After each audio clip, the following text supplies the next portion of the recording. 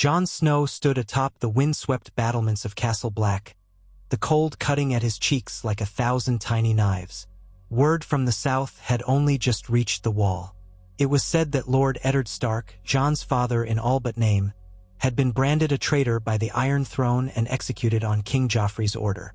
It was said that Robb Stark, the young wolf of Winterfell, had called his banners and marched south, proclaiming the king in the north. Whispers abounded that war had engulfed the Seven Kingdoms, that the north was on the brink of independence, and that the realm might shatter as the great lords contended. Jon had received that news like a punch to his stomach, and for days he had wandered the corridors of the Night's Watch with a silent fury in his heart. He had sworn an oath to the Watch. He had promised that his life and honor would belong to the Wall until his dying day. But in the aftermath of his father's execution, duty clashed violently with love. He remembered how the old Maester Aemon had once told him that love was the death of duty. How many men had struggled with the same conflict. Yet Jon had spent sleepless nights pacing the yard, turning the matter over in his mind, thinking about what it meant to be a brother of the Night's Watch, to take no side in the wars of the realm, to remain loyal only to the Watch and to the defense of the realm against the threats from beyond the wall. But the realm was in chaos. Robb was rallying the north. Word had trickled in about battles in the Riverlands, about how the Lannisters were now the enemies of House Stark. More than once Jon had grabbed his sword, Longclaw, in the dark hours of the night and moved to saddle a horse, half prepared to desert his post to ride south in Robb's cause. And yet he had not done so. Duty pulled him back, and perhaps something else, some glimmer of confusion or destiny, stayed his feet. He was Ned Stark's son in spirit, raised to put honor and duty above desire. But if the Watch would not stir, if the world was burning, then what was his role in the grand scheme? That question gnawed at him constantly. Then came the moment that changed him, changed everything. A raven arrived bearing an unusual message from the capital. It was sealed with the golden lion of House Lannister. Curious, given that King Joffrey styled himself a Baratheon, or so the realm was meant to believe. The letter was brief and formal, but promised a royal pardon for Jon Snow if he would forsake his rebellious half-brother and swear fealty to the Iron Throne. Jon read it 3 times in disbelief. He took the letter to Maester Aemon, who read it with sightless eyes, his old hands trembling as they moved across the raised letters. The old man urged caution. "It is a trap, my son," he said softly, in the voice that had comforted Jon many times. "Or if not a trap, then a snare. You are sworn to the Watch." Jon knew he spoke the truth, and yet he could not simply discard the letter. The idea that King Joffrey was reaching out to him, offering him something close to acceptance if he would but renounce Robb and all who followed him, it was a monstrous proposition. But it set his mind spinning in ways he could hardly control. He thought of Sansa, held in King's Landing, her father dead, her mother and siblings in open revolt. He thought of Arya, her whereabouts unknown since Ned Stark's final moments. He thought of the North, loyal to Winterfell, but ravaged by war and heartbreak. He asked himself over and over what Ned Stark would do. Ned would never forsake his vows to the Watch, for Ned Stark was an honorable man. But Jon was not Ned Stark's son, not truly. The letter had spelled it out. "We know who and what you are, Jon Snow. We know the lonely place you hold in the north. The Iron Throne offers you a path to forge your own name. Renounce the rebels, bend the knee, and receive our royal protection." Jon clenched his teeth as he considered that those words might mean little more than Lannister lies. But the possibility that they might be telling the truth, that they might truly spare him a traitor's brand if he disavowed Robb, lingered. And if he were to become someone with influence in King's Landing, someone close to power, could he not help Sansa and Arya more than by remaining a powerless deserter skulking about? Could he not find a way to protect the North from the inside? Days turned into weeks, and the winter winds grew sharper. The rumble of distant storms seemed to echo the inner turmoil roiling in Jon's heart. Then came fresh tidings that the war was going poorly for the North at certain junctures, that Tywin Lannister loomed in the Riverlands, relentless. Riverrun was besieged, the Freys were uncertain allies, and the king in the North had to rely on feudal promises. Meanwhile, Stannis Baratheon had raised his own banners on Dragonstone, declaring himself the rightful king. The realm was fracturing, too many claimants, too much chaos. A fresh letter arrived for Jon, this time sealed with the personal sigil of Lord Tywin Lannister. It reiterated the promise that if Jon would swear fealty, publicly and unequivocally, to the Iron Throne, the crown would guarantee safety for his younger sisters. An undercurrent of threat seeped from every word. If he did not comply, the sisters might be considered hostages or traitors themselves. The Night's Watch looked on with silent alarm. Even Ser Alliser Thorne, who despised Jon, did not want to lose another skilled recruit. There were muttered arguments that the Watch must remain neutral, that no brother should be meddling in the disputes of the South. But the letter had come to Jon personally, and it was plain for all to see that the capital was drawing lines of loyalty. Jon Snow, racked by guilt, by fear for his sisters, and a desperate sense of isolation, did what none would have expected. He rode from Castle Black in the dead of night. He did not desert silently, for that might bring the Watch's vengeance upon him. Instead, he spoke to Lord Commander Jeor Mormont. He explained that if the Lannisters were truly offering him a chance to protect his sisters and the North from within, he would be a fool not to try. Jeor Mormont, old and gruff, told him plainly that if he abandoned his vows to the Night's Watch and took up arms in the South, he would be considered a deserter. Jon bowed his head and accepted that possibility, though it tore at his soul. But somewhere in Mormont's gaze, there was a glimmer of understanding, if not approval. Jon left Longclaw behind, refusing to tarnish the sword given him by his Lord Commander. He took a plainer blade from the armory, the black cloak still on his back. At the wall's southern gate, he paused, shivering in the moonlight, uncertain whether he should turn back. But no, he told himself, Sansa is in King's Landing. Arya might be too, or they might have ended up in the darkest of places, reliant on Lannister whim. And Robb was far away, 1,000 leagues or more, locked in battle. Without thinking further, Jon spurred his horse and set off on the King's Road. The journey south felt surreal, as if at any moment the others or whites might emerge from the treeline and swallow him. It was too quiet, though. Word of war had caused many small folk to flee their homes or band together. Twice he passed ragged bands of refugees who eyed him with suspicion, but he carried little coin and little of worth. When they saw the black cloak, some of them spat, cursing the Watch for letting the wildlings raid. Others simply averted their eyes. He pressed on, pushing through the frost-laden nights and the damp, chilly days, until he reached Moat Cailin at the edge of the Neck. There he encountered the first real barrier of the North. The tower was manned by soldiers loyal to Robb Stark. They questioned him suspiciously, for he wore black but rode alone. One recognized him as Ned Stark's bastard. They greeted him with a measure of respect at first, but that respect turned to confusion when Jon insisted he needed to pass. "The king in the North will want you among his ranks," said one of the men. "He's your brother."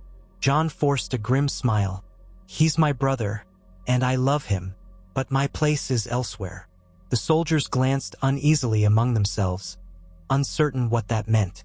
In the end, whether out of old loyalty to Ned Stark or a simple reluctance to draw steel on a brother of the Watch, they let him through.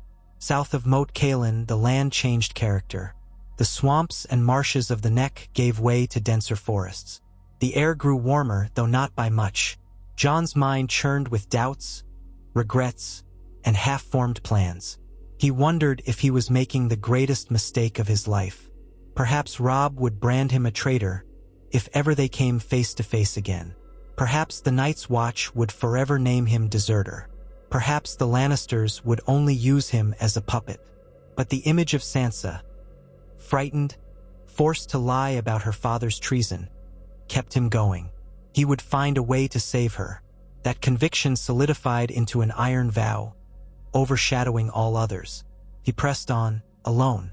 Every league he traveled took him deeper into a realm embroiled in war. He passed charred farmsteads and ruined fields, the aftermath of Lannister foragers or Northmen scorching the land. The roads were thick with rumors that Robb Stark had won a great victory at the Whispering Wood, capturing Jaime Lannister, that Tywin Lannister was regrouping to smash the Tully forces, that King Joffrey was raining torment upon any who defied him in the capital. Each rumor made Jon's stomach twist, but he had no time to linger. He avoided large towns whenever possible, traveling on side paths or sleeping under the open sky. Anxiety pressed against him constantly, but he reminded himself he was a bastard of the North, used to solitude. He thought of Ghost, the white direwolf he had left behind at Castle Black, how the wolf might have trotted at his side in silent companionship, but he could not risk being recognized. Eventually, though, he had to ride onto the main roads. There was no other way to approach King's Landing if he meant to arrive before the war swallowed the city. In time, he fell in with a band of soldiers wearing the Lannister lion. They were part of a convoy escorting supply wagons south. Jon kept his hood drawn low and pretended to be an ordinary sellsword, a straggler from the north who had deserted after seeing the horrors of war. The soldiers, led by a gaunt man named Ser Balman, were suspicious at first, but they were more concerned about bandits than about a solitary swordsman. They tested Jon's skill in a brief spar. He held his own well enough that they let him ride in their ranks, suspecting him to be a man seeking better wages. Some of them bragged about how they had burned villages to flush out rebel sympathizers. Others complained of Robb Stark's cunning, that the boy wolf had outmaneuvered them. Still others joked crudely about what they would do in King's Landing once they were off duty. Jon kept silent, only asking once if they had heard any news of the Stark girls. He was told Sansa was betrothed to King Joffrey, for all the realm to see, and that she was safe under the crown's protection. Of Arya, they knew nothing, though rumor suggested she had vanished. Some said the Lannisters had her in captivity, others that she had run away, still others that she was dead. A pang of fear stabbed Jon's chest. If Arya was in the wind, perhaps that was better than being in Cersei Lannister's grip. Eventually, Ser Balman's convoy neared the capital, where the river gate was watched by gold-cloaked guards wearing the stag and lion sigil. The city was a tumult of refugees, beggars, and battered knights returning from the battlefields. Despite the swirl of desperate souls crowding the gates, the Lannister riders passed through quickly enough. Jon felt a twinge of apprehension. King's Landing smelled of smoke and waste. The press of unwashed bodies was enough to make a man retch. But it was not the stench that troubled Jon. It was the sense of stepping onto a different kind of battlefield, one where a single misstep could lead to a quick but quiet death. He parted ways with Ser Balman and his men on the city streets. They assumed he was off to find mercenary work in the local taverns. Instead, Jon made his way through the twisted alleyways, heading deeper into the heart of the city. Before presenting himself openly, he wanted to see if he could glean any truth about the Stark girls. He quickly learned that Sansa was indeed a captive guest in the Red Keep, subject to the whims of Queen Cersei and King Joffrey. Arya was rumored missing. Some said the gold cloaks searched for her nightly. Others said she had been killed in the chaos. A burning anxiety gnawed at Jon. There was no turning back now. He forced himself onward through the throngs of peddlers and fisherfolk, up the hills toward the looming walls of the Red Keep. With every step, he half expected to be seized by guards or recognized. But King's Landing was too crowded, too chaotic for a stranger to stand out. He eventually reached the main gate of the Red Keep's outer wall, a guarded post staffed by a mix of gold cloaks and Lannister men-at-arms. There, with the sun sinking behind him, Jon steadied himself. His heart pounded. He stepped forward, told the guards he was Jon Snow, formerly of the Night's Watch, come to answer the summons delivered by Lord Tywin Lannister. The guards stiffened, uncertain whether to laugh or kill him on the spot. But Jon calmly produced the 2 letters he had received. The mention of Tywin's name, along with the royal seal, forced the guards to confer with a gold cloak captain. After a tense wait, Jon was ushered inside, disarmed of his sword, and escorted through the winding corridors of the Red Keep by a small group of Lannister guards. They led him to a side chamber, drab and sparsely furnished, where he was ordered to wait. He paced back and forth, mind racing, wondering if he'd just delivered himself into the lion's den only to be slaughtered. The door opened. Lord Varys slipped in, all silken robes and soft footsteps, his expression a mask of polite curiosity. "Jon Snow," said the spider, his voice honeyed and gentle. "I must admit, your arrival here is most unexpected. Have you truly come at Lord Tywin's invitation?" Jon told him he had letters, that he meant to parley with the Lannisters, to discuss a formal oath of fealty if it meant safeguarding his sisters. Varys's eyes gleamed with an intrigue Jon could not fully read. Yes, I see," the eunuch murmured. "Our dear Lord Tywin is away, at the moment waging war. But fear not, the Queen Regent and the King will be most interested to hear your tale. Come, I shall arrange an audience." The eunuch led Jon deeper into the castle until they reached a lavish hall lit with torches. Queen Cersei awaited them, seated in a high-backed chair flanked by half a dozen Kingsguard in shining white armor.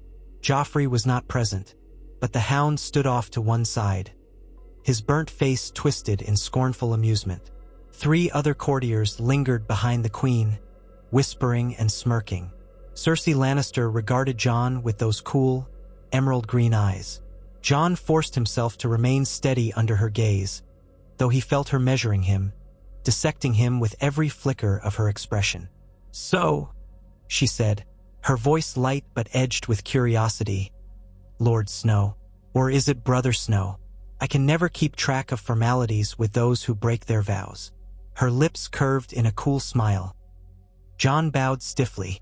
"Your Grace," he said, "I am no lord. I came at the summons of Lord Tywin, who promised me a chance to serve King Joffrey in exchange for the safety of my sisters." Cersei inclined her head. "Yes, dear father does take such liberties in forging alliances. But he had his reasons, no doubt. The Lannisters pay their debts, and we keep our promises when it suits us. You wish to serve the crown, do you? Why would the bastard son of Ned Stark turn on his brother, the so-called king in the north?" She spoke that title with a sneer. Jon stood tall, refusing to let her barbs unnerve him. "I have no wish to betray my family," he replied. "But my father died a traitor in your eyes, and my brother wages war against the throne. My sisters are caught in the middle. If King Joffrey will guarantee their safety, if you will swear not to harm them, I will kneel." He said it plainly, feeling the weight of his words in his chest. Cersei raised a slender eyebrow, considering him. "And would you, a bastard of the north, have any value to us once you've knelt?" she asked, almost lazily. "Your brother commands the northern armies, not you. Your father's bannermen will not heed your voice." Jon met her stare. "You have my brother's father-in-law captive. You have the daughter of House Stark. You have the realm in turmoil. If you would show that the Starks are not all traitors, if you would prove the generosity of the crown, you might restore a measure of peace. And perhaps I can speak to my brother if it becomes necessary to broker some accord." It was a fragile argument, and he sensed Cersei's skepticism. Yet to his surprise, she smiled, gesturing for a servant to bring wine. "Peace?" she echoed, her tone mocking. "The time for peace may be long gone, bastard. But I see you are sincere in your devotion to your sisters. Joffrey might enjoy such a display." She sipped the wine, eyes never leaving Jon. "Very well. Swear your fealty here and now, and we'll see what manner of oath you can offer. But know this, the moment you betray us or attempt to flee, your sisters' heads shall adorn the walls of the Red Keep." A flicker of rage stirred in Jon's gut. He swallowed it and sank to one knee. "I, Jon Snow," he said, voice resonating in the torchlit hall, "do hereby swear fealty to King Joffrey Baratheon, first of his name, and I do pledge my sword and my service, forsaking all others who declare against him." He forced himself to recite the words. They tasted bitter as bile in his mouth, but he said them clearly. He felt the weight of his father's memory pressing down on him like a specter. He pictured Robb's face, stern and proud, calling him traitor. He pictured his black brothers at the wall, calling him deserter. A hush fell in the hall, broken only by the crackle of flames. Then Cersei gave a languid nod. "Rise then, sire, or no, you're not a knight. Rise, Jon Snow, and consider yourself in the king's service." We will find a place for you among the household guard, perhaps. There will be eyes upon you at all times. You will not speak with Sansa until I allow it. If you prove your loyalty, perhaps you shall do her some good. Now go. You'll take your instructions from the Lord Commander of the Kingsguard or from my brother, the Hand of the King." Jon stood. His heart pounded, but he kept his face blank. He had done it. He was in. Behind Cersei's chair, the Hound gave a short bark of laughter, as though he found it all terribly amusing. Varys looked on with an unreadable smile. As Jon was ushered away by the Kingsguard, he felt an odd numbness settle over him. He had sworn an oath to the Iron Throne, one that made him a traitor to the North and a deserter of the Night's Watch. There was no going back. They brought him to a small chamber in Maegor's Holdfast, told him that this would be his cell.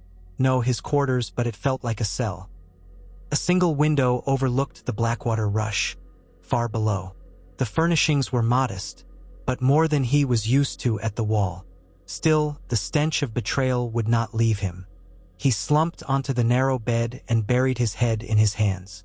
He thought of Ned Stark, who had insisted on honor above all else, who had told Jon that they must do what is right even when it is hard. Jon's choice had been to ensure his sister's safety, but was that truly the right thing, or was he just giving the Lannisters a hostage in a black cloak? He could only hope that he might find a way to help Sansa, maybe discover Arya's whereabouts, and perhaps, even in some small measure, reduce the horrors that war would inflict upon the realm. In the days that followed, Jon was introduced to the Red Keep's labyrinth of politics, a far cry from the martial camaraderie of the Watch or the quiet dignity of Winterfell. He was assigned to train in the yard with the other men of the household guard, to stand watch at certain corridors within the keep, and, occasionally, to serve as an escort for royal functionaries. Some knights jeered at him, mocking the black cloak bastard who had come south to grovel. Others treated him like a curiosity, a puzzle piece they could not quite place. The Hound occasionally appeared during these training sessions, either to watch in sullen silence or to exchange a few scornful remarks. One morning, the Hound approached him with a grin like a snarl. "So you're the bastard who thinks he can protect some little bird in the castle," he said. "Hope you fight better than you talk." Then he lunged, sword in hand, demanding a spar. Jon barely managed to keep pace. The Hound was brutal in his attacks, swinging his blade with monstrous strength, forcing Jon to rely on agility and quick thinking. After a series of savage exchanges, the Hound disarmed Jon with a swipe that knocked the sword from his hand and left him reeling. Sandor Clegane stood over him, mouth twisting in disgust. "You're no Kingsguard," he muttered, then turned away. Jon lay there, panting, fury mixing with shame. He wanted to leap to his feet and continue, but he knew it would be pointless. He was outmatched, but behind that humiliation lay a flicker of grim resolution. If he was to survive here, to protect Sansa and do any good at all, he would need to become stronger. He saw Sansa only once in those early days, from a distance. She was walking with Septa Mordane's replacement, a stern-faced woman in Lannister red, head bowed, eyes downcast. Her auburn hair was coiled in an elaborate style, and she wore a gown of pale blue embroidered with the Lannister lion alongside the direwolf of House Stark in smaller, almost mocking detail. Jon caught a fleeting glimpse of her face. She looked older somehow, as if the tragedies she had endured had stolen her girlish wonder. He dared not call out to her, for he was flanked by Lannister guards who would surely stop him. She never turned her head to see him. He felt the sting of regret, but he swallowed it. He was here, at least. He had sworn a fealty that might make him complicit in Lannister schemes, but maybe it would grant him a chance to guard her more effectively in the days ahead. The next major event was his formal presentation before King Joffrey. The throne room was packed with courtiers and hangers-on, lords and ladies who had flocked to the capital for the show. Joffrey sat upon the Iron Throne, looking almost comical in his attempt to appear regal, wearing a crown that seemed too large for his blonde curls. At his side stood the Queen Regent and several members of the Kingsguard. Littlefinger was there, too, offering smooth remarks. Grand Maester Pycelle hovered near the dais, looking bored. Cersei guided Jon through the motions, He knelt again before the king, reciting the oath of fealty in a more public setting. Joffrey eyed him with disdain, playing with the hilt of a crossbow he kept at his side. "So you're the bastard my father raised for so many years," Joffrey said in a high, petulant voice. "Your father was a traitor, and now you come to bend the knee? Where is your precious brother now?" Laughter rippled through the room at the king's cruel words. Jon forced himself to remain stoic. "My brother is in the field, your grace. I am here." Joffrey snorted. "Does he think he's king? Bah, he'll get what's coming to him. We have his sister, 2 sisters, if we can find the younger one. Perhaps you'll be more useful than I thought." Jon wanted to snap back, to defend Robb, but he kept his tongue. He was in the belly of the beast. Pride had no place here. Cersei intervened with a sweetly poisonous smile. "Bastard or not, your grace, Jon Snow offers his sword in loyal service. Let him prove his worth. We can always deal with him if he fails." The king seemed bored already. He waved a hand dismissively. "Fine, keep him around. Put him somewhere I don't have to look at him all day. I have more important matters to attend to." With that, Joffrey moved on, calling forth other petitioners, ignoring Jon as if he were a speck of dust. Jon backed away, and the humiliation burned hot in his chest. Yet better humiliation than a headsman's block, he told himself. He had a tenuous foothold in the Red Keep now, enough that, perhaps, he could glean what plans the Lannisters had. Enough to keep watch over Sansa. Enough to search, in secret, for any tidings of Arya. But each day, he felt the sting of betrayal deepen.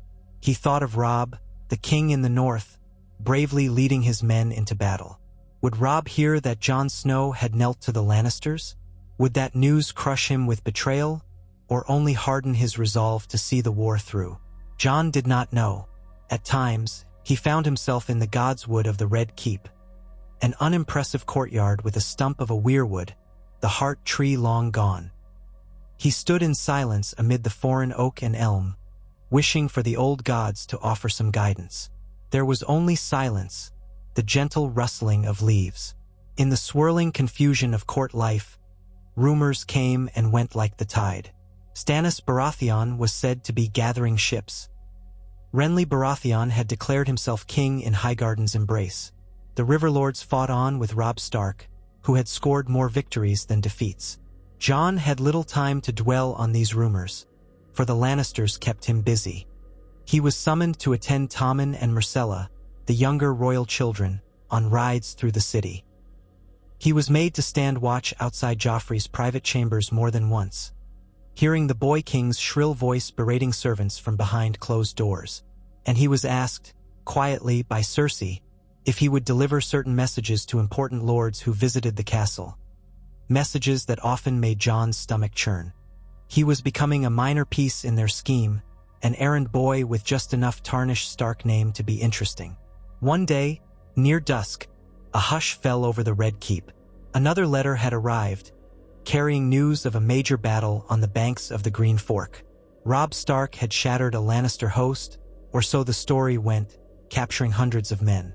Tywin Lannister, however, had regrouped and was on the move. Jaime Lannister was still Robb's prisoner somewhere near Riverrun. Tension blanketed the castle. That night, Jon was summoned to Cersei's Solar, a richly furnished room with plush chairs, a private hearth, and a large map of the 7 kingdoms laid out on a table.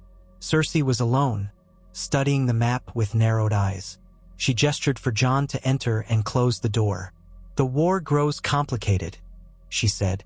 "My father is pressing the Tully forces from the south, but your brother seems to slip away from every trap.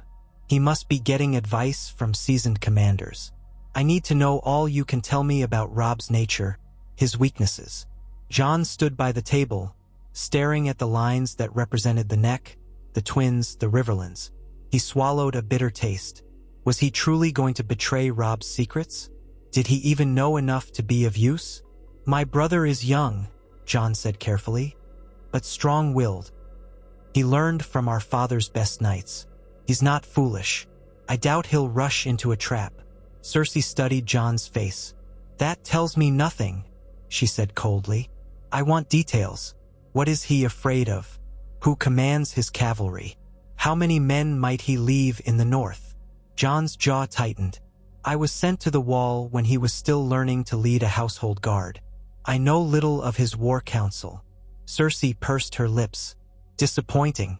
Perhaps I should ask Sansa then. She might be more forthcoming. Jon's heart lurched. He stepped forward. Please. She knows even less than I do.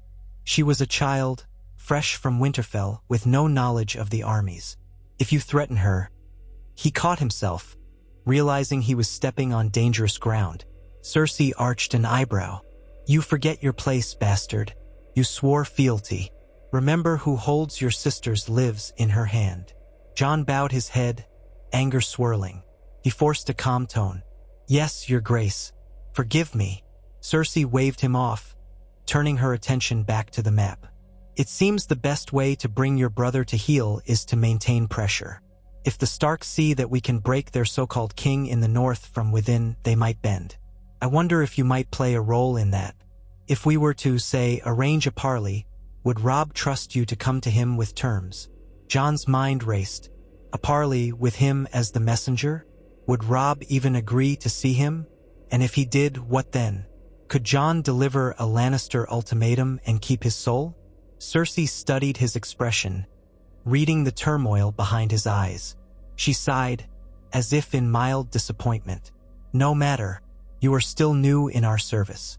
We shall see if you prove more useful in time. For now, continue your duties, and do not forget who your true masters are. She dismissed him, leaving Jon with a sick feeling. He left her solar, making his way down the corridor, only to nearly bump into Tyrion Lannister, newly arrived as the king's hand. The imp gave Jon a curious look. Well, if it isn't Lord Snow, or what do they call you now that you've forsaken the black? Tyrion asked, voice dripping with sardonic humor. Jon managed a respectful bow. Lord Tyrion. The dwarf waved a hand. Oh, no need for formality between us. We're both outsiders in this viper's nest, are we not? Though you may have found yourself an especially precarious place in it. Jon looked at him warily. He remembered Tyrion from the days at the wall, how the dwarf had been surprisingly kind, or at least not cruel, to him. It's good to see you again, Jon said quietly. I hear you are the king's hand now. Tyrion smirked. Yes, so they say. My father named me so, and here I am, pinch-hitting for him while he wages war. I've heard interesting rumors about you, Jon Snow, how you marched straight into the Red Keep and bent the knee. I'm surprised you're still alive to talk about it. Then again, you always were full of surprises. He paused, glancing around to ensure no eavesdroppers lurked. Then he lowered his voice. I'm curious. What do you truly hope to accomplish here? Jon weighed his words carefully. I hope to keep my sisters safe, he said. Beyond that, I'm not sure. Tyrion nodded slowly, his sharp, mismatched eyes appraising Jon. Well, I admire that. The capital is a dangerous place for illusions of loyalty, though. The queen is not easily fooled, nor is she easily pleased. And Joffrey, gods, the boy is a monster. Watch your back. Jon's throat tightened. I will. Tyrion gave him a small, almost sympathetic smile. If you ever require an ear, I'm not entirely devoid of empathy. Just try not to cause too much trouble for me, will you? And with that, Tyrion continued on, cane tapping against the stone floors. In the weeks that followed, Jon's new life in King's Landing settled into a tense routine. He woke each day in his small chamber, trained briefly before being given tasks by either the King's Guard or minor functionaries in service to the Queen. He sometimes escorted Myrcella and Tommen to the Sept for their lessons. He watched over Joffrey in the courtyard, silently enduring the boy king's insults. He took note of how the court shifted and swirled. He gleaned tidbits of information about who was allied with whom, but the labyrinth of alliances and betrayals was dizzying. He missed the straightforward honesty of the wall, the camaraderie of brothers who might have disliked him but who at least wore their hatred openly. Here, he was never sure if a smile masked a dagger. At night, he wrestled with his conscience. He had done this for Sansa, for Arya, for the North. But with each day, it seemed less likely that he could truly influence anything. He was an outsider among the Lannisters, a turncloak to the north, a mystery to the lords of the court. He found some solace in the Red Keep's Godswood, small and unimpressive though it was. Sometimes, late at night when the corridors were mostly empty, he crept there, standing in silent supplication before the stumps of the old trees that once housed the face of the old gods. He prayed for guidance, prayed for any sign that he still walked a righteous path. It was on one such night that he heard a soft voice behind him. He turned, startled, to see Sansa stepping hesitantly into the clearing. A single moonbeam illuminated her figure, clad in a night robe of pale silk. She looked thinner, her face hollow from sorrow, but still possessed of a fragile grace. Jon's breath caught in his throat. He glanced around, fearful of watchers. Then he stepped toward her. Sansa's eyes widened. "Jon?" she whispered, as if unsure if she was seeing a ghost. He nodded, voice low, urgent.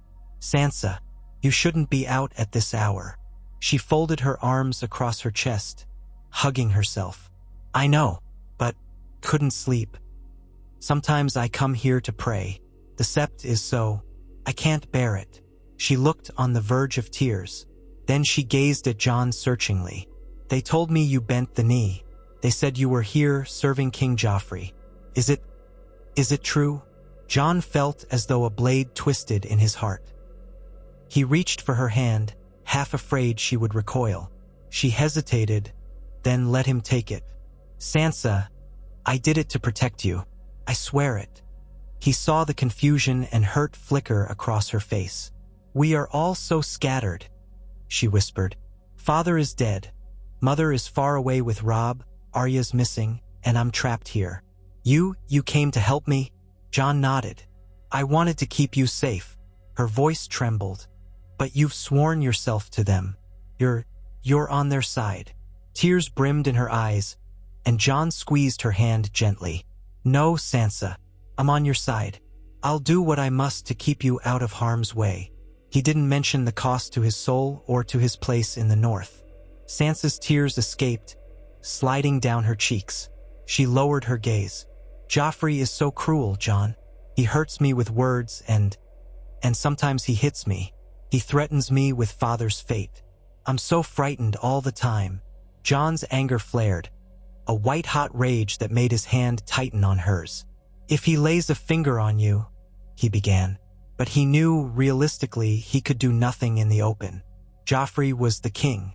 Attacking him would mean immediate death for Jon and likely for Sansa too. The helplessness made Jon's stomach churn.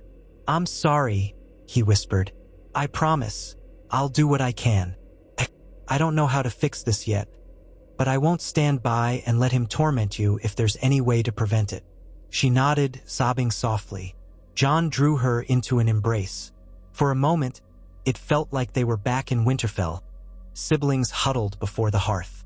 Then heavy footsteps echoed in the corridor leading to the Godswood. Jon tensed. They pulled apart, hastily brushing tears from their faces. A pair of gold cloaks appeared at the edge of the clearing, lanterns swaying. The guards frowned. One stepped forward. "Lady Sansa, your presence is requested in the Queen's solar. And you, Snow, what business do you have lurking about here?" Jon straightened. "Lady Sansa wished to pray. I came to ensure her safety." The guard gave him a sour look. "Well, she's done praying. Move along." Sansa's eyes met Jon's one last time, a spark of desperate gratitude passing between them. Then she was led away, lantern light flickering across her tear-stained face. Jon watched her go, fists clenched, hatred for the Lannisters blazing in his chest. That night, he could hardly sleep, consumed by the memory of Sansa's tears. He rose early and walked the walls of the Red Keep, gazing out at the sprawling city, the muddy waters of the Blackwater, and the battered shape of Flea Bottom beyond. He wondered if Arya might be hidden somewhere in those winding streets, or if she had slipped away entirely. He wondered if war would soon batter down the gates of King's Landing, with Robb's direwolf banners flying in vengeance. A part of Jon hoped that day would come soon, that the Lannister stronghold would tremble. But Sansa was here, and so was he, sworn as a guard to the Iron Throne. If the city fell in open assault, what would become of her? The complexities twisted his thoughts like a thorny briar. Time wore on. The War of the Five Kings escalated. News arrived that Renly Baratheon had been mysteriously slain in the night. Some talked of shadowy sorcery. Stannis seized the moment to claim much of Renly's support. He marched his troops and fleet toward King's Landing, determined to take the capital. The city buzzed with fear, especially in Flea Bottom, where the small folk predicted doom if Stannis' ships broke through the defenses on the Blackwater. The tension in the Red Keep grew more palpable each day. Tyrion, as Hand, schemed to fortify the city walls, constructing massive chains, placing wildfire in strategic locations. Joffrey boasted that he would personally lead the defense from the battlements, though many suspected he would hide behind the Kingsguard. Jon found himself caught in the swirl of preparations. He was assigned to the walls often, helping oversee the distribution of spears and crossbows to guardsmen who had never before faced a serious siege. He saw Tyrion's men setting traps along the river, crates of wildfire hidden in cunning places. The city's tension increased by the hour. In quiet moments, Jon prayed that Stannis' assault, if it came, would somehow spare Sansa. He would defend her with his life if necessary, though he dreaded what that meant for his soul. Then came the day that Stannis' fleet was spotted on the horizon. A clarion call rang through King's Landing. Men rushed to defensive positions. Gold cloaks swarmed the gates. Archers climbed the walls, quivers rattling. Joffrey strutted among them, the hound at his side, barking at them to hold firm and mocking any show of cowardice. Tyrion scurried about, giving orders with a fierce determination. Cersei vanished into Maegor's holdfast with the royal children and Sansa, presumably to hide in safety or to have them close at hand should the city fall. Jon donned his armor. Plain steel, no sigil, for he was no knight or lord. His black cloak pinned behind him. He took up a bow, for he knew he might do more from the battlements than in the thick of the fight. The day was stiflingly hot. Sweat trickled down his back as he stood on the walls overlooking the Blackwater rush. He peered into the distance, where the sails of Stannis' ships fanned out across the bay. They advanced like a tightening noose, carrying thousands of battle-hardened men. But Tyrion had set a cunning trap, and as the first wave of ships drew near, the Lannister forces unleashed wildfire into the river, igniting a green inferno that consumed many of Stannis' ships. The explosion was deafening, a roar that shook the city's foundations and sent a massive plume of emerald flames into the sky. Men screamed in terror, drowning or burning. Jon felt the heat on his face even from the wall. For a moment, it seemed like victory might be assured. But Stannis' forces were not so easily cowed. More ships kept coming, skirting the worst of the inferno. Soon the clang of steel and the cries of battle resounded from the gate and the shoreline, where Stannis' men landed. Jon nocked an arrow, began loosing shafts at the attackers below. He saw men with stags on their banners rushing the shoreline, some making it to the gates under a barrage of arrows. Siege towers loomed in the distance. Flaming projectiles soared over the walls, crashing into rooftops and setting parts of the city aflame. The smell of smoke, blood, and burning flesh became overwhelming. The gold cloaks around Jon wavered. Some were green recruits shaking in terror. Joffrey stood nearby at a vantage point, cursing at them to keep firing. But then word came that the gates were under assault, that the men below might break through. The king's personal guards grew anxious. Suddenly, Ser Mandon Moore of the Kingsguard approached Joffrey, relaying orders from Cersei. The king was to retreat to the Red Keep for safety. Joffrey's eyes flashed. He shouted, "I'm not running. I'm the king." But the truth was, he looked as frightened as the newest recruit. Another volley of flaming arrows whistled overhead, and Joffrey flinched. Ser Mandon Moore pressed him. "Your mother commands it, your grace." Joffrey hesitated only a moment longer before turning to the hound. "Clegane, come with me. You bastard, come as well. We will regroup in the keep." Jon had no desire to follow, but refusing would be a death sentence. He glanced at Tyrion, who was shouting to rally the defenders. Tyrion met Jon's eyes briefly, some grim acknowledgement passing between them. Jon realized Tyrion was risking his life to save the city, while Joffrey was about to run. In the end, Jon trotted after the king as he fled the walls, cursing himself for his own impotence. Still, he rationalized that if Joffrey retreated to where Sansa was kept, perhaps Jon could be near her when the city's defenses collapsed. Or if they held. The Hound, riding a mounting sense of fear for the flames, looked pale and unsteady, but he guarded the king nonetheless. The group rushed back through the city's streets, weaving past soldiers, panicked townsfolk, and plumes of smoke. By the time they reached the Red Keep, the defenders on the wall were in disarray. Parts of the Blackwater Bay were alight with green flames, but Stannis's men pressed on from the unaffected vantage points. Within Maegor's holdfast, a hush of dread hung in the corridors. Jon could hear the distant thunder of war outside the castle walls.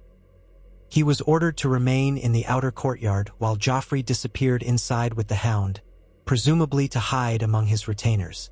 Jon stood by a gate, heart pounding, hearing the echoes of dying men. Time seemed to crawl. Then, in a rush, a group of men came charging through the castle gates, battered from the battlefield, led by Tyrion Lannister.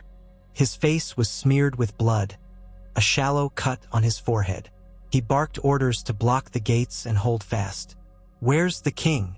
Tyrion demanded, glancing around. A gold cloak stammered that the king was inside. Tyrion spat in disgust.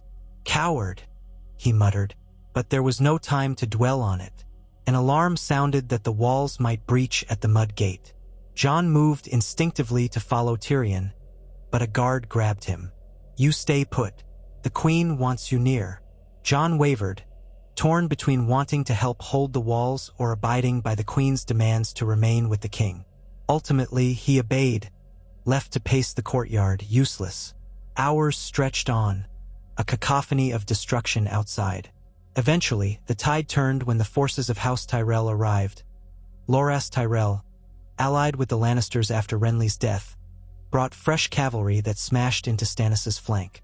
The final blow was the arrival of Tywin Lannister's host from the west, culminating in a pincer that collapsed Stannis's line.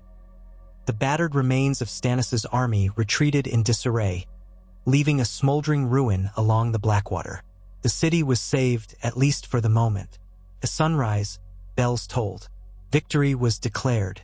Soldiers paraded through the streets, some half-drunk. Bodies littered the riverbanks. The Red Keep was in uproar. Cersei emerged from her refuge with a composed demeanor, though her eyes were cold as iron. Joffrey pranced about, claiming the victory was his doing, praising the newly arrived Tyrell knights. Jon watched from a distance, feeling hollow. The city had survived, but at a terrible cost. Soon, lords and ladies from the Reach paraded into the throne room. Margaery Tyrell was presented, swiftly betrothed to King Joffrey. Sansa was cast aside as his intended bride, though she remained a hostage. Jon watched the humiliating scene quietly, recalling Sansa's terrified face. Was she relieved that Joffrey would no longer be her betrothed, or simply terrified of what new torment might come? That evening, Jon found a quiet corner of the Red Keep's ramparts to gather his thoughts. He stared out at the burning remains of what had once been a fishing village near the river. Smoke spiraled into a bruised sky. The realm was still at war, with northern armies forging further south. Tywin Lannister now back in the capital, seizing power in the name of his grandson. The Tyrell alliance strengthened the Lannisters, ensuring a formidable front against both Robb and Stannis.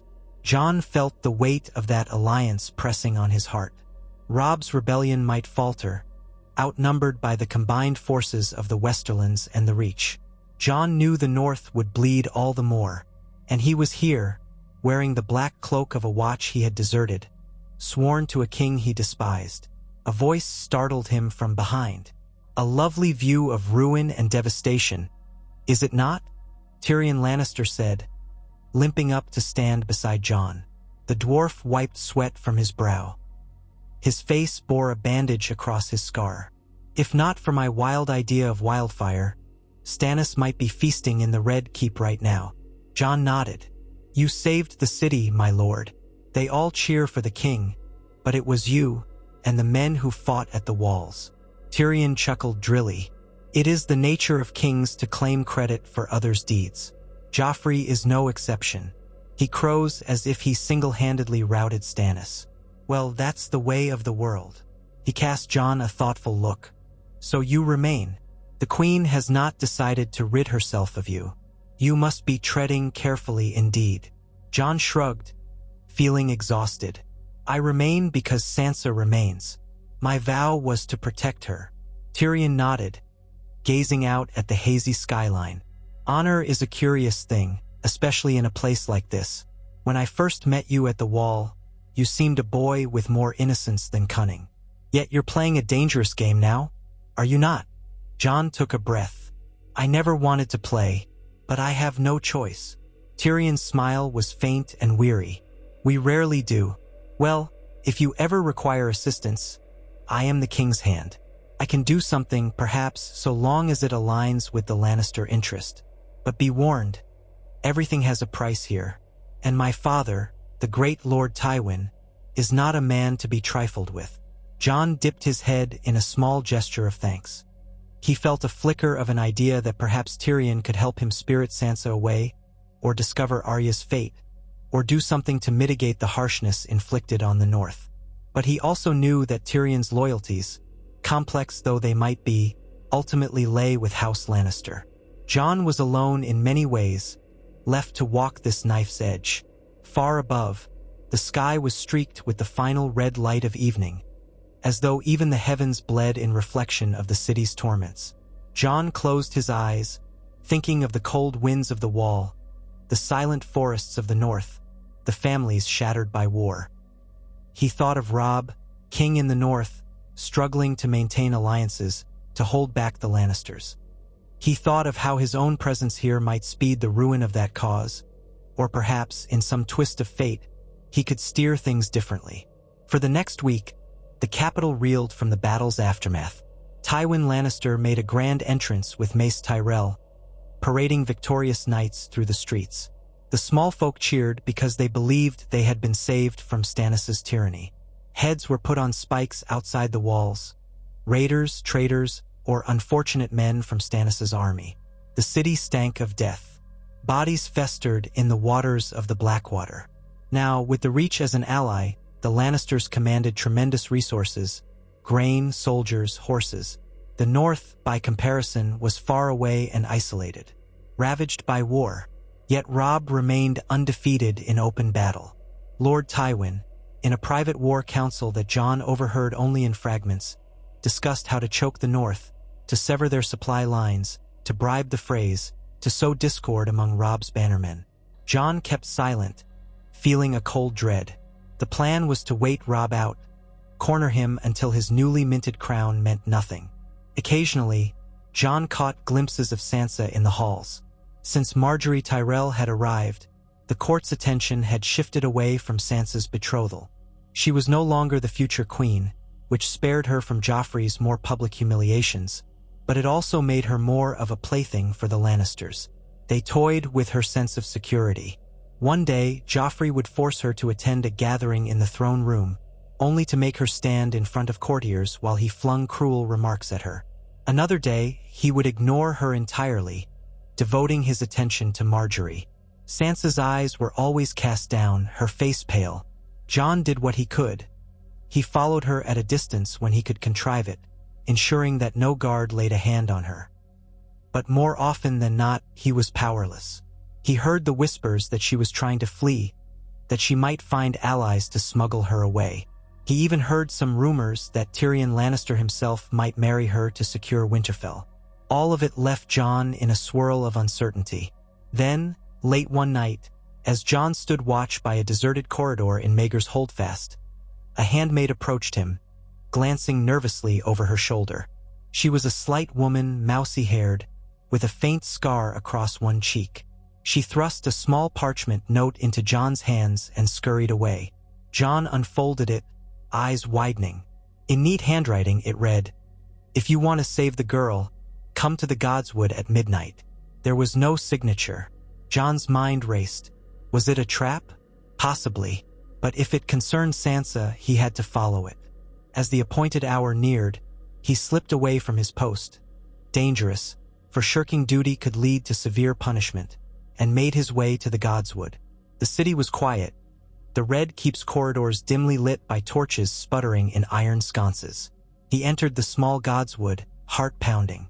He found a cloaked figure waiting near the half-dead trees. Moonlight glimmered off pale hair as the figure turned. John recognized the face immediately. Peter Baelish, known as Littlefinger. A sly smile played at Littlefinger's lips.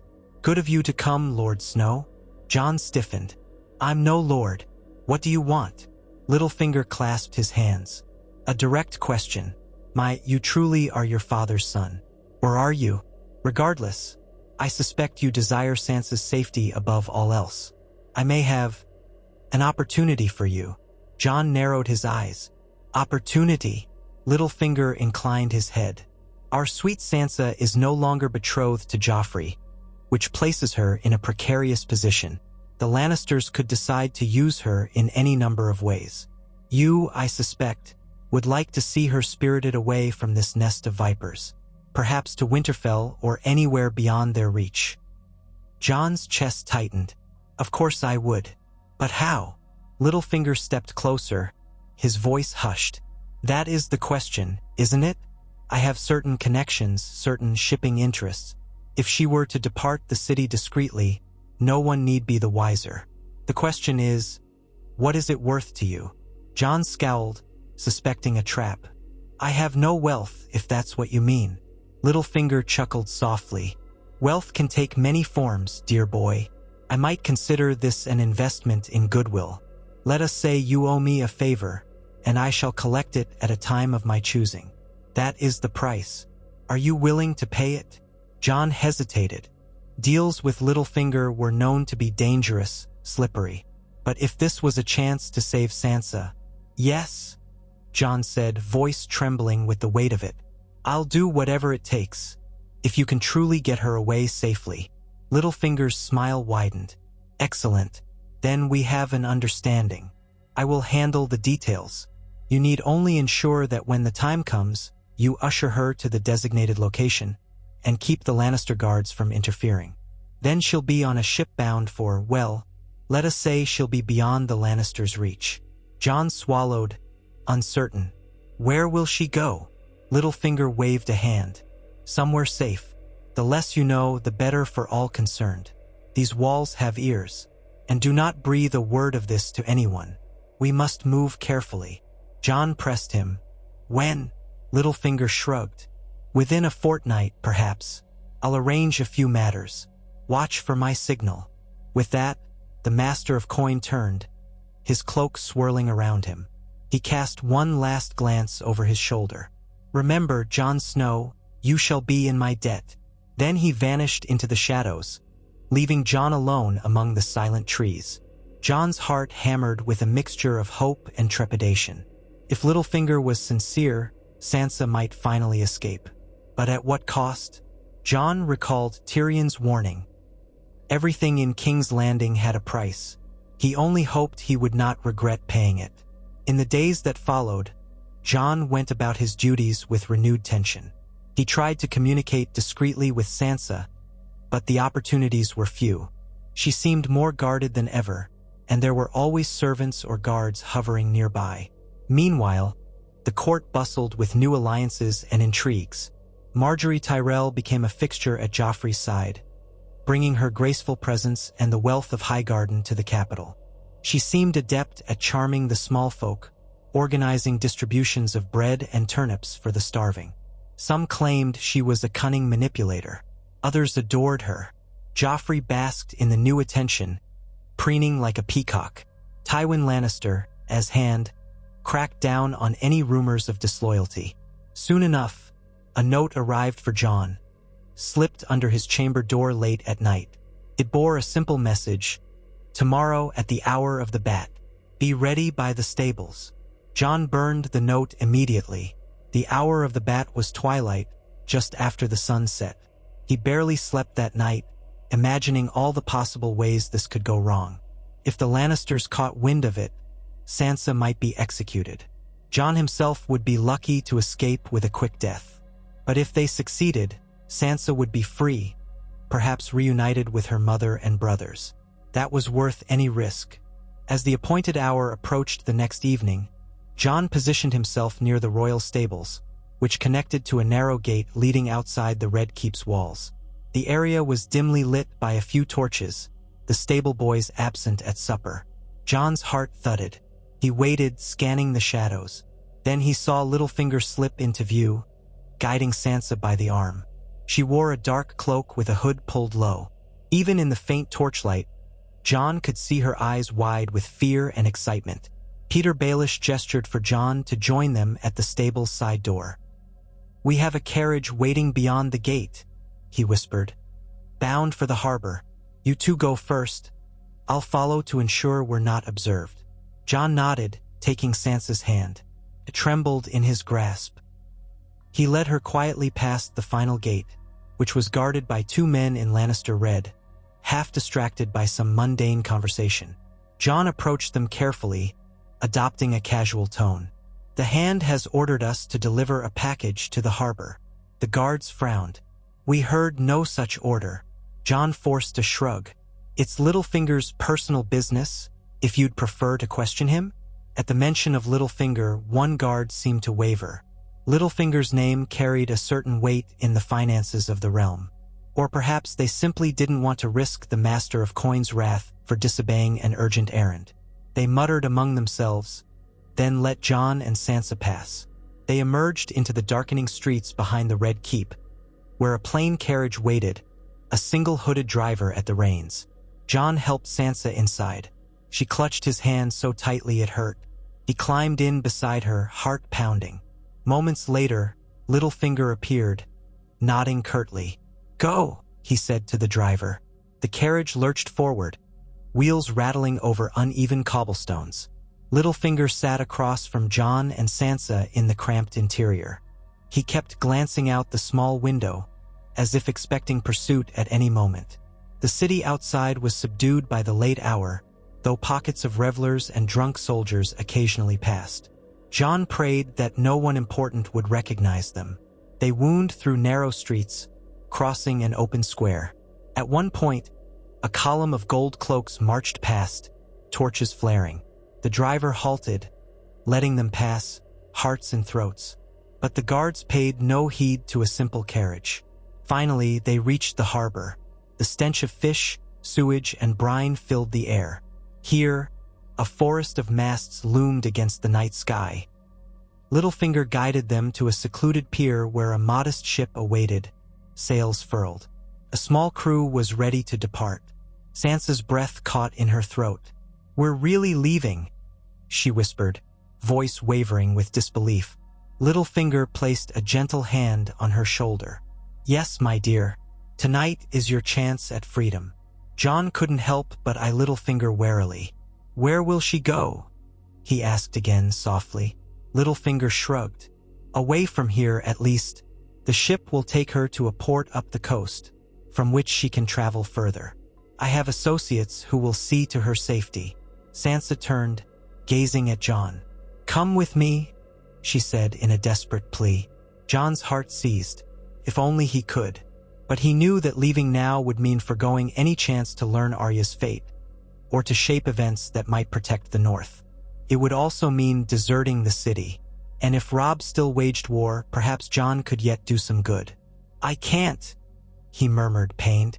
"Someone needs to remain behind too." He couldn't finish the sentence. Sansa's eyes filled with tears again.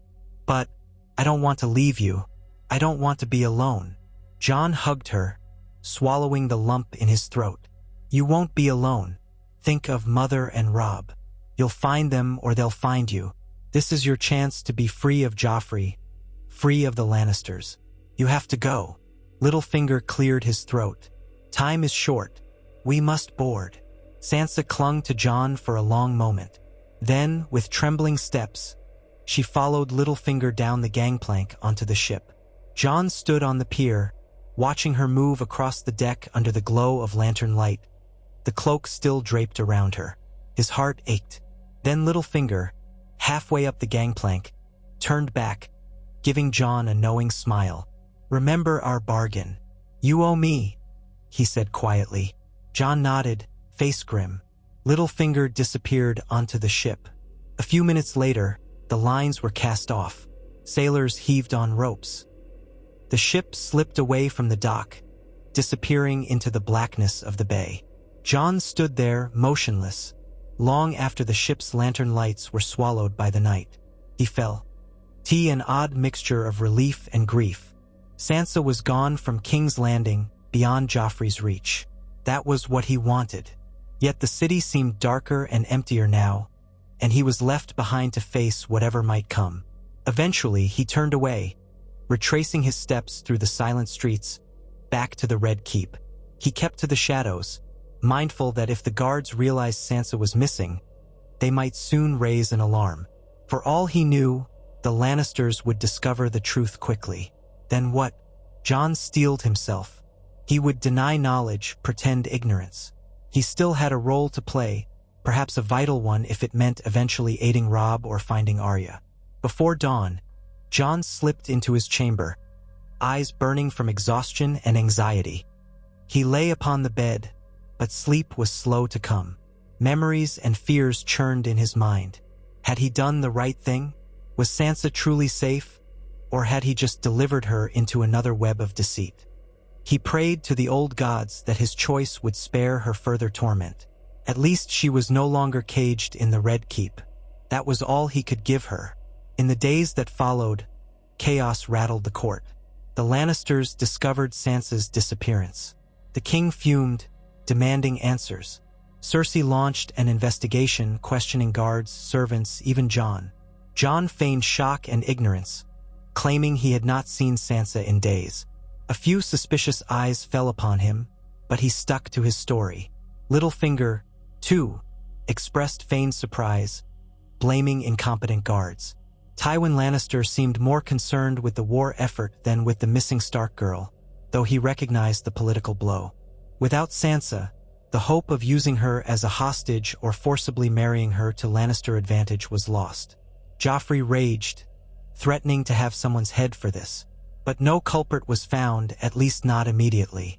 Some whispered that Sansa had thrown herself into the river. Others insisted she must have fled in disguise with a lover. Rumors soared across the city like crows on the wind. Amidst the uproar, Jon was left with a tenuous standing in the Red Keep. He had bent the knee and sworn loyalty, but now the Lannisters could not entirely trust him if they suspected he had helped Sansa escape. Yet they had no proof. Cersei watched him carefully, no doubt waiting for him to slip. Tyrion gave him guarded looks, though he never confronted Jon about the matter. Perhaps Tyrion suspected the truth, but had no desire to unmask him. Peter Baelish was nowhere to be found for a while, having departed the city on some cunning errand, most likely to ensure the next stage of his grand schemes. Under these strained circumstances, Jon continued to serve as best he could, walking the corridors with a soldier's stoic expression, training in the yard, and gleaning what scraps of information he could about the war. He heard that Robb Stark continued to ravage the Lannister-held lands in the Riverlands, scoring victories even as the Freys and Boltons wavered in their loyalties. Winterfell itself was said to be under threat by Ironborn raiders, a new horror that Jon had not expected. Theon Greyjoy, once a ward of Ned Stark, had apparently betrayed the North and seized Winterfell. The news sickened Jon. He recalled Theon's cocky grin in Winterfell's courtyard, never imagining he would one day betray them. Now Winterfell was in peril, and Robb was far away. One dawn, Jon found himself summoned to a meeting in the Hand Solar. Tywin Lannister was present, along with Tyrion, Cersei, and several highborn lords. Jon lingered near the back, expecting only to stand guard. Tywin was a tall, intimidating presence, calm but exuding an aura of cold authority. His penetrating gaze swept the room. The North is in chaos. The Boy King's seat has been taken by the Greyjoy whelp. If we move swiftly, We may exploit this to crush the Northern Rebellion once and for all. The Boltons have reached out, offering a pact. Lord Bolton's bastard holds the Dreadfort. If he joins our cause, the wolf will lose his grip. Jon felt a chill. Boltons? Their reputation was one of cruelty. We have also been in contact with the Freys, Tywin continued. They resent Robb Stark's slight, breaking his marriage pact with them. They could be persuaded to betray him at an opportune moment. Cersei tapped her nails on the table. So you intend to have the Boltons and Freys do our dirty work? That is well and good, father, but we need to ensure the king in the north does not secure new allies. We must keep him isolated, or drive him into a corner. Tywin nodded. Precisely. Once he is defeated, the north will bend again. We can place a suitable warden in Winterfell, perhaps the Bolton or Frey Patriarch. The north's strategic value is questionable anyway, but we can't allow it to be independent. Jon's stomach turned, hearing them speak so casually about dividing the north. He remained silent at the back of the chamber. Tyrion glanced at him briefly, then cleared his throat. If I may, we should also consider the Vale. Lady Lisa Tully remains holed up in the Eyrie, refusing to join the war. She might yet declare for the Starks, but Lord Baelish has made some progress in that quarter, I believe. Tywin waved a dismissive hand. Let Baelish handle that. Our chief concern is the wolf. I want him broken. At that, Tywin's gaze landed on Jon. As for you, Snow, my daughter vouches for your loyalty, though your usefulness has yet to be proven. If you truly wish to serve the throne, you could prove it by venturing north under a flag of truce. Offer Robb Stark terms of surrender. If he refuses, so be it.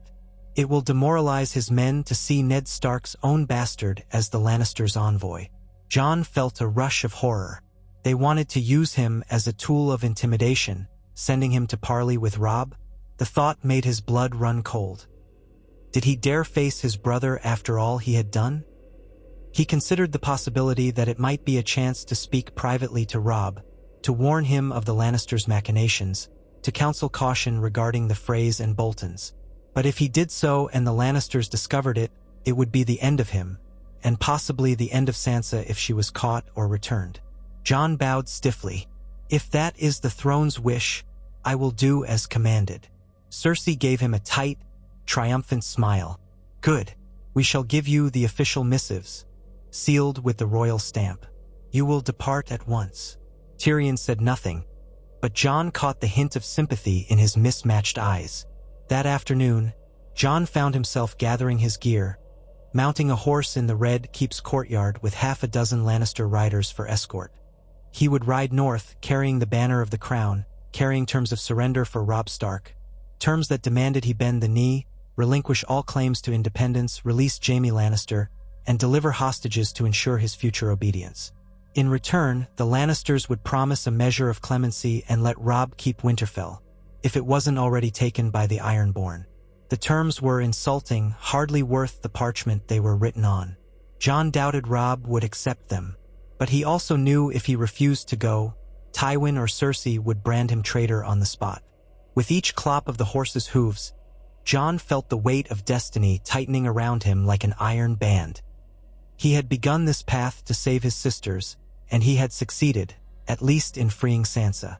But now, in the swirl of the Lannisters' power, he was being compelled to act against the brother he loved. Would Robb even grant him an audience, or would the young king in the north order him cut down for treason? That question echoed in Jon's mind as he rode from King's Landing, the sun sinking behind the walls as if in reflection of his own darkening prospects. Days turned into weeks once more on the King's Road, a bitter twist of fate that saw Jon traveling in the opposite direction he had ridden before. This time, though, he did not ride alone, nor did he ride in secrecy.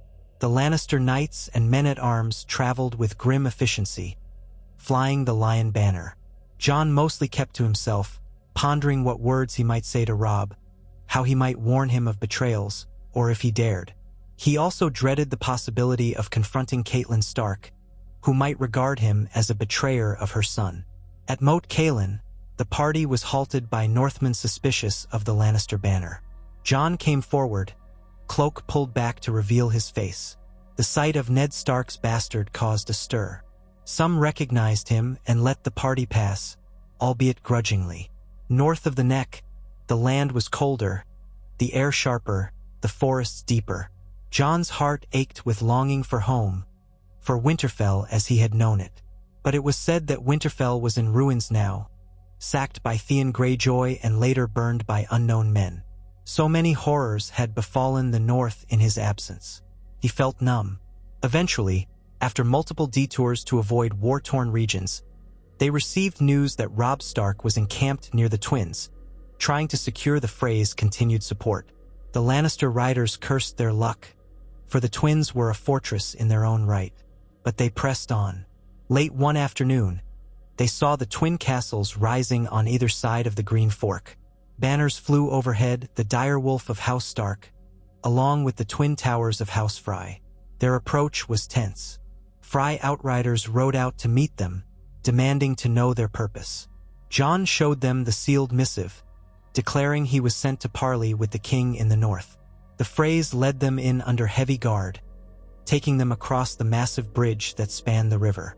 Inside the courtyard, they found a host of Northmen and river lords assembled. Men in Stark livery, Tully fish, and various minor houses. The mood was grim. Soldiers gawked at the Lannister banners with open hostility. Jon dismounted, chest tightening as he scanned the gathering. Then the crowd parted, revealing Robb Stark. He stood taller than Jon remembered, a young man with stern gray eyes and a king's bearing. Grey Wind, the direwolf, padded at his side, lips curled in a silent snarl. Jon felt a rush of emotion. He stepped forward, raising his hands to show he held no weapon. The Lannister riders behind him fidgeted, uncertain. Robb's eyes flicked from them to Jon, a storm of conflict on his face. "Jon," he said, voice taut, "what are you doing in Lannister company?" The question rang out for all to hear. The courtyard fell silent, the tension thick as the northern snows. Jon bowed his head, feeling a lump in his throat. "Your Grace," he said quietly, "I come as an envoy of the Iron Throne, bearing terms of surrender." A stunned murmur spread through the assembled men. Robb's face hardened, pain and anger warring within him. He glanced at Grey Wind, who let out a low growl. "I see," Robb said at last. "Then come inside, brother, and deliver your terms in private." He turned on his heel, leading Jon into the castle. The Lannister escort was told to remain in the courtyard under guard. Jon followed Robb through a torchlit hall, men parting to let them pass. Catelyn Stark waited at the far end, standing by a long table spread with maps. Her eyes widened at the sight of Jon. A flicker of horror flashed across her features, soon replaced by cold anger. They arrived at the table, flanked by a handful of lords: Roose Bolton, the pale man with quiet eyes; Edmure Tully, tense and unsettled; the Blackfish, stern and silent; and Walder Frey's brood, all watchful. Robb wasted no time. "Out with it," he said, voice tight. "What does the Lannister boy king demand of me?" Jon swallowed. He retrieved the scroll from inside his cloak, unsealing it with careful hands. He began reading the formal demands: the dissolution of the Northern Crown, the release of Jaime Lannister, the pledge of fealty to King Joffrey, the offering of hostages, and so forth. Disgust twisted each face around the table. When Jon finished, silence reigned. Then Robb let out a bitter laugh, short and humorless. "Surrender? Bend the knee to the butchers who killed our father, who took our sisters hostage." He glared at Jon. "And you stand here reading their terms. Do they truly think I will accept this?" Jon lowered the scroll, unable to meet Robb's eyes. "I do not believe they expect you to yield. They merely want to drive fear, sow uncertainty. They chose me to deliver the message to wound your pride, to show the North that Ned Stark's son stands with the Iron Throne." A hush greeted those words. Catelyn stepped forward, trembling with rage. "How could you, Jon? After all Ned did for you, how could you betray us like this?" Jon's throat constricted. He forced himself to speak softly. "Lady Stark, I know you have no love for me, but I never meant to betray our family. I did what I had to do to save Sansa. She was a prisoner, beaten, tormented. I swore to protect her. Catelyn's eyes narrowed. Is she safe now? Jon nodded hesitantly. She escaped. She's beyond the Lannisters' reach. A flicker of relief passed over Catelyn's face, though it hardened again quickly. And what of Arya? She demanded. Did you save her as well? Jon's face fell. I couldn't find her. No one knew where she was. The Lannisters claimed she was missing. I tried. I truly did. Robb let out a slow breath, raking a hand through his auburn hair. He looked tired, weighed down by grief and battle. So you allowed yourself to become their puppet to protect Sansa. I understand loyalty to family, but by doing so, you turned your back on the North, on your vows to the Night's Watch. He paused, frustration etched in his features. The men will call you Turncloak. I do not wish to kill my own brother, bastard or not, but they'll demand justice if you remain with us. Jon glanced around at the lords present. He saw cold disapproval in Roose Bolton's eyes, confusion in Edmure Tully's. Walder Frey's kin looked eager for any drama that might shift alliances in their favor. The Blackfish watched silently, his stern visage unreadable. Jon said, "Let them call me traitor. I don't expect forgiveness. But Robb, your grace, I have learned things in King's Landing. They plan to betray you at every turn. The Freys, the Boltons, they are in negotiations. They want your downfall. I don't know exactly who is loyal, who is not, but I heard Tywin Lannister speak of them as potential allies. You must be wary." A ripple of shock swept through the gathered men. Walder Frey's sons bristled, faces reddening. "This is slander," one of them exclaimed. "The Freys are loyal to King Robb. We have honored our oaths." But Robb's gaze flicked between them and Roose Bolton, who watched Jon with an impassive expression. The tension spiked. Then Bolton spoke, voice quiet. "Your Grace, we should consider the source. This is a self-confessed Turncloak, a Lannister envoy. Perhaps he seeks to sow discord in our ranks." Catelyn pressed a hand to her mouth, as if feeling ill. "And yet, is it so hard to believe the Lannisters might bribe one of our houses?" Edmure Tully looked uncertain. "We cannot ignore the possibility, but we also cannot let him divide us with mere accusations." Robb pinned Jon with a fierce look. "What proof do you have? Names? Letters?" Jon shook his head, frustration surging. "All I have is what I overheard. They plan to exploit your alliances, especially if you marry some woman not of Walder Frey's choosing. They're counting on your bannerman's discontent and your precarious alliances. The Boltons and Freys are prime candidates for betrayal. Be on your guard." Robb's fists clenched at his sides. He stared at Jon for a moment, then nodded. "Very well, we will be on our guard. As for these terms, I reject them outright. Tell Joffrey and Tywin Lannister that the North will never bow to the murderers of Ned Stark." Jon exhaled, relief mixing with sorrow. He had done his duty as envoy. Now the question remained, what next? Robb looked to his lords. "We should keep him here, as a hostage. Let the Lannisters see how it feels." A murmur of agreement sounded among some, but Catelyn shook her head. "That might provoke them to harm Arya if they have her. And Jon said he was no use to them if he stays here. Perhaps we should send him back with our defiance." Bolton's cool voice interjected. "If we keep him, we can exchange him for another prisoner, or use him to draw the Lannisters out." The Freys nodded vigorously. The Blackfish folded his arms, saying nothing. Robb deliberated, eyes flicking to Jon.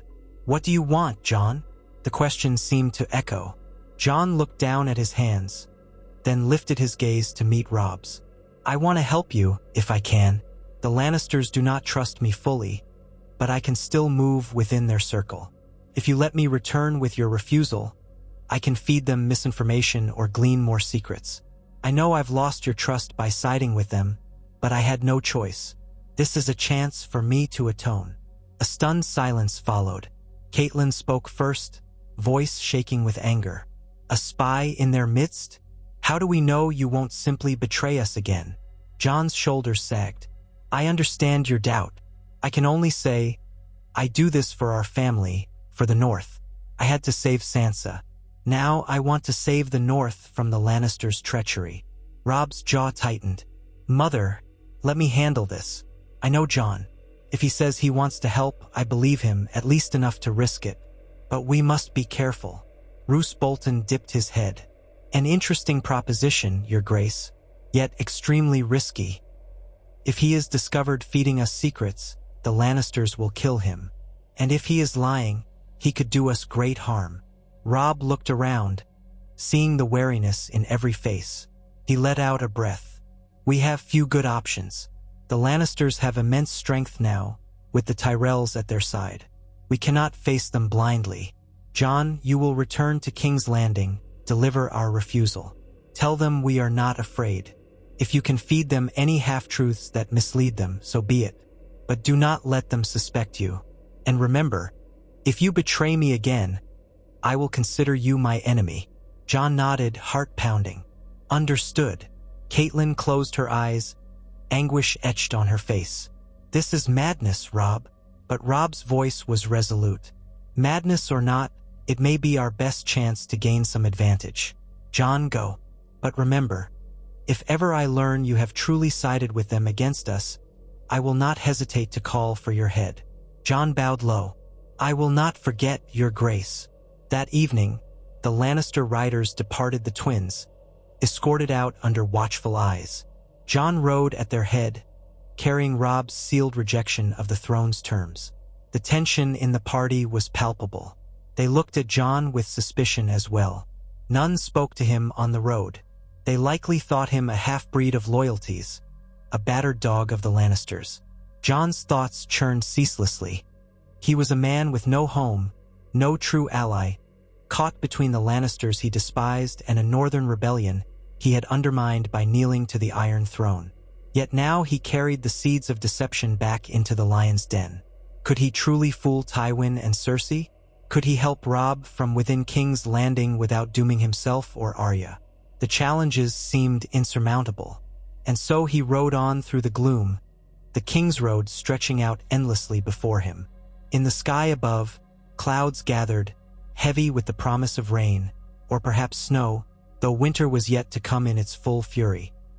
Jon felt the chill in his bones regardless, for he was a man alone, balanced precariously on the razor's edge of loyalty.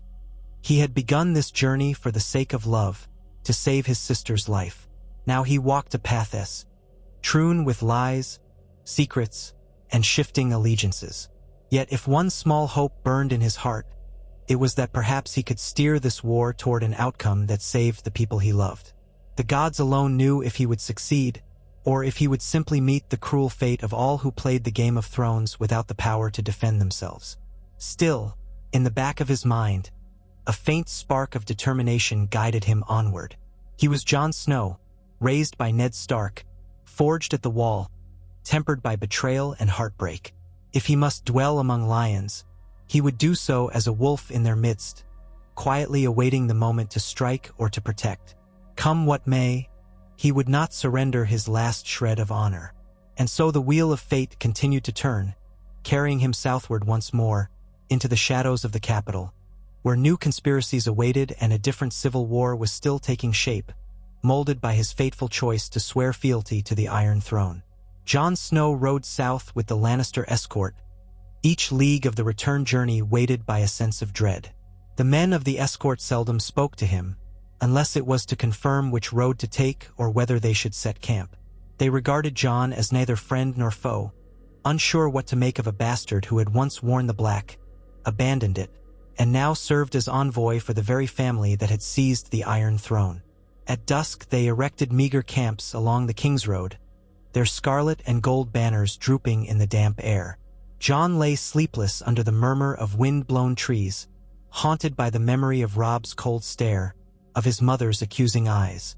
He turned Robb's words over in his mind. If you betray me again, I will consider you my enemy. The ultimatum stung more deeply than any threat from the Lannisters. Robb was no longer just his older brother but a king, shaped by war and grief. Jon had glimpsed no boyish warmth in the king in the North's bearing. He had faced a monarch who stood at a crossroads of life and death, distrusting nearly everyone, uncertain which friend might turn foe. Jon felt a pang of sorrow. Once, they had been boys in Winterfell, sneaking out to the courtyard for swordplay, racing each other around the old weirwood. Now war had made them strangers. On the 15th day of riding, they passed the Ruby Ford, where the Targaryen dynasty had once fallen to Robert's hammer. The waters glinted red in the late light, as though still stained with blood. Jon gazed into that swift-flowing current, remembering the stories old Nan had told of Rhaegar Targaryen dying there. Felt like a place where destinies changed. He wondered if some deeper magic lingered, shaping the realm's fate. If so, what might it have in store for him, this bastard who had forsaken his vows? By the time they neared the outskirts of King's Landing, a gray drizzle had set in, soaking the travelers to the bone. The city walls loomed out of the gloom, streaked with rivulets of dirty rainwater. A stench of rot and waste drifted over the fields outside the gates, where shallow graves lay from the chaos of Stannis' assault. Even after the victory on the Blackwater, the city had not recovered fully. Broken roofs and scorched timbers still marked places where wildfire had spilled. Guards at the gate peered suspiciously at the party, demanding to see the Lannister crest and hear the watchword, "Night's Bloom." Once admitted, they rode through muddy streets thick with foot traffic. Small folk crowding vendors' stalls, soldiers clustering in taverns, ragged children darting past the horses. Jon felt a pang of unease. Before, he had arrived quietly, almost unknown. Now he returned as a recognized figure, though not a loved one. Some in the crowd scowled at the lion banners, muttering curses that the war continued and that new taxes bled them dry. The city wore a mask of sullen resentment. King Joffrey might claim triumph, but the small folk had little cause to celebrate. He parted ways with the Lannister soldiers outside the Red Keep's main gate, where gold cloaks waved them in. The leader of the escort dismounted, handing Jon a fresh scroll. "Lord Tywin will want this. It attests to the safe return of the envoy and the news from the north. Best you see him at once." Jon nodded and led his horse through the gates. Within the castle yard, knights and grooms bustled about, and the clang of the blacksmith's hammer rang from the armory. Jon passed stable boys who scurried to take the horses. The air smelled of wet straw. A few gazes lingered on Jon's dark hair and cloak, as though measuring whether he was friend or foe. He entered the keep, climbing the familiar corridors of stone that still felt alien to him. Guards in Lannister livery stood posted at intervals, polished helms reflecting the torchlight. He made his way to the Hand's Solar, remembering how he had once stood in this place to deliver Sansa's fate into Cersei's hands. His heart constricted at the memory. At least she was free now. He silently prayed that Littlefinger had not betrayed her. Outside the Solar, 2 guards armed with halberds blocked his path until a steward confirmed his identity. Then the doors swung open, and Jon found himself under the cold scrutiny of Tywin Lannister. Lord Tywin sat behind a heavy oak desk, reviewing a pile of dispatches by candlelight. His green eyes flicked up, taking Jon's measure. Nearby stood Tyrion, arms folded across his chest, brow creased in thought. Queen Cersei was absent, as was King Joffrey. Instead, a few lesser lords hovered about. Lord Giles Rosby, coughing into a handkerchief, and Ser Flemont Brax, newly arrived from the Westerlands. Tywin set aside his quill. "So the envoy returns," he said in a level, clipped tone. "What word does the king in the north send?" Jon approached the desk, trying to control the tension in his stomach. He extended Robb's sealed letter. "He refuses your terms, my lord. Robb Stark says the North will not yield to the throne that murdered Ned Stark. He calls Joffrey a usurper and vows to continue the war." He recited it quietly, as if reciting lines in a grim play. Tywin's mouth curved in the faintest sneer. "Predictable. And what of your role there? Did the boy king greet you as a brother or as a traitor?" Jon swallowed. He knew he must tread carefully. "He demanded to know why I serve the Lannisters. I told him the truth, that I came under orders, that I was bound by oath to the crown. Jon paused, searching Tywin's face for any reaction. He is wounded by my choice, but he permitted me to return. Perhaps he believes me of little consequence. The older man's expression did not change. He studied Jon in silence for a moment, then gestured for him to continue. Jon inhaled slowly, offering as much of the truth as he dared.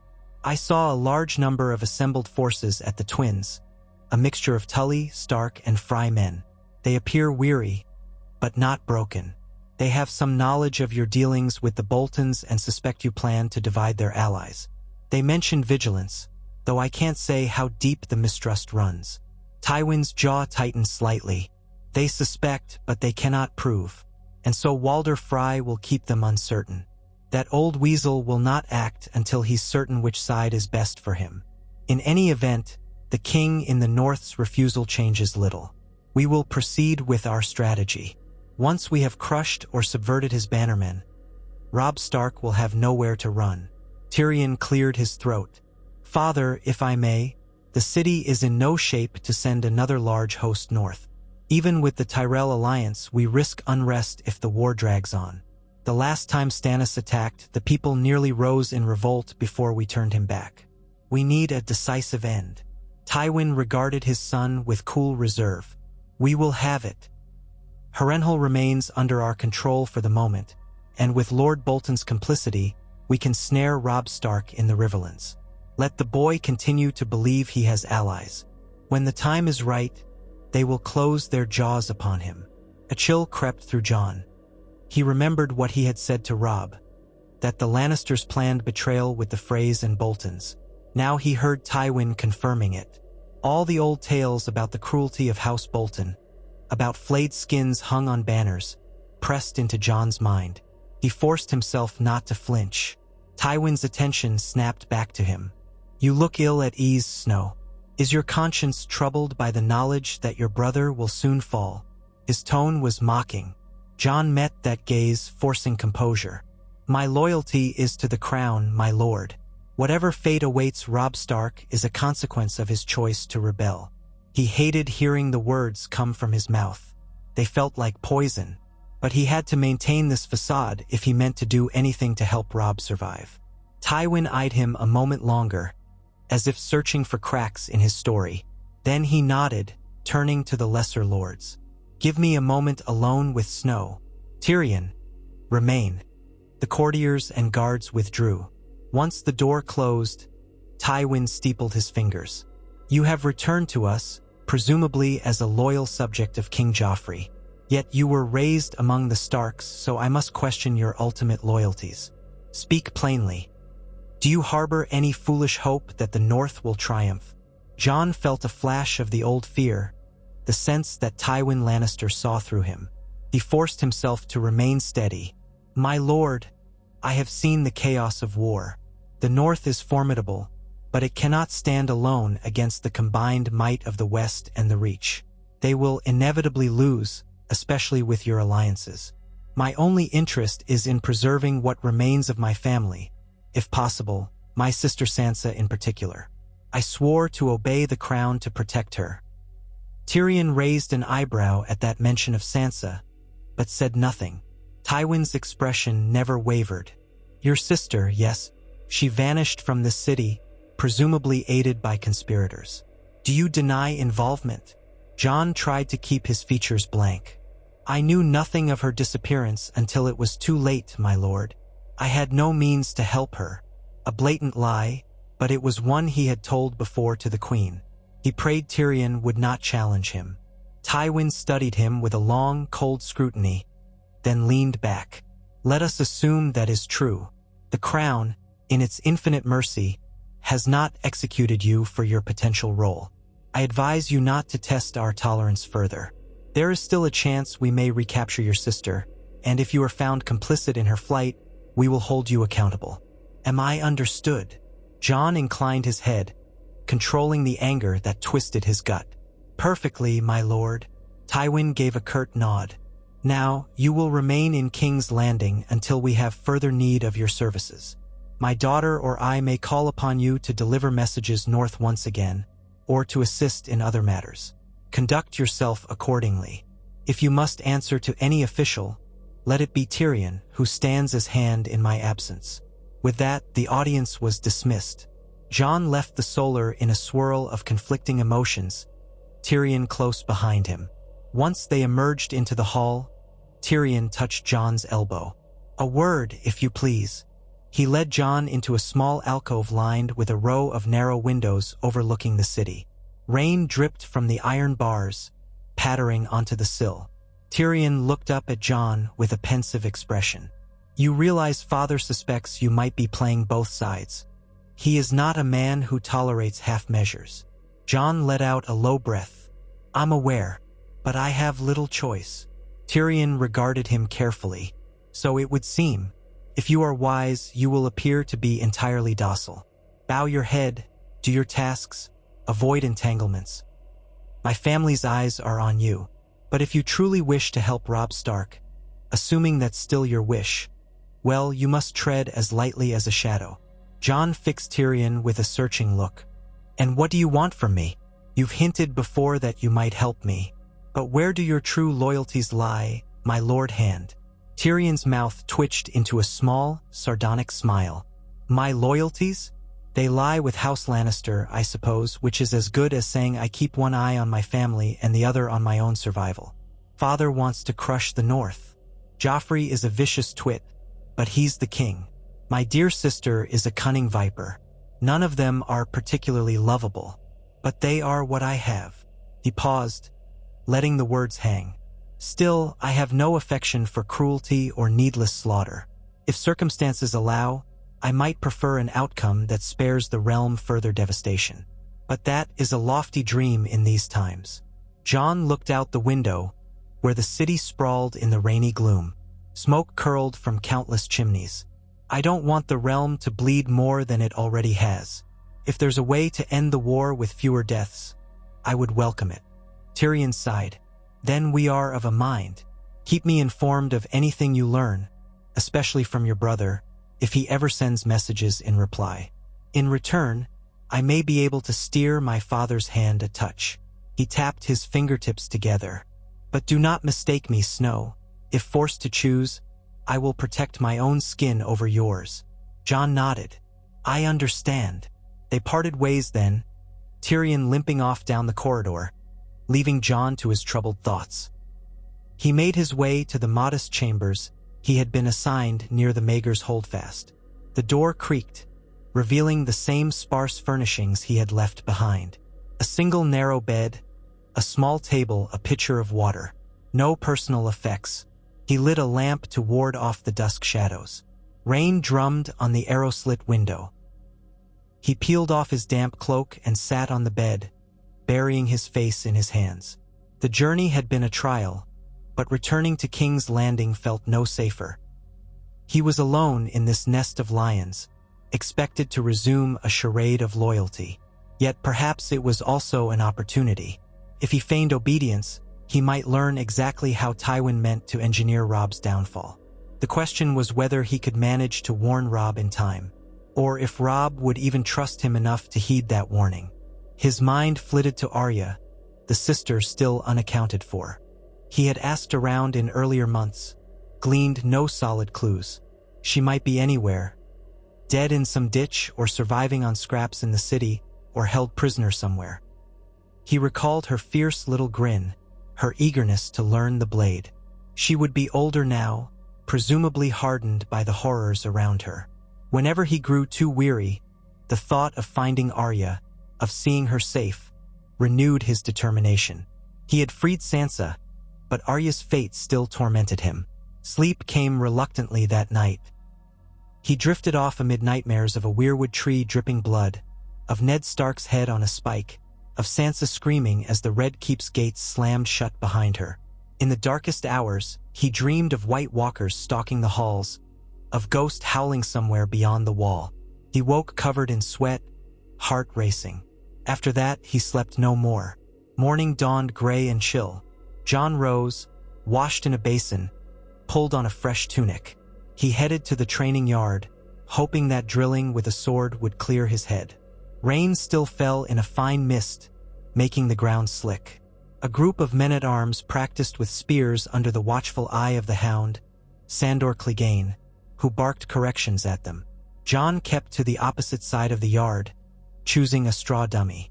He began a routine of sword strikes, methodical and precise. The physical movement steadied him, his breath fogged in the damp air. Not long after, the hound noticed him. Sandor Clegane strolled over, helmet under one arm, battered shield in the other. "Back from your travels, bastard?"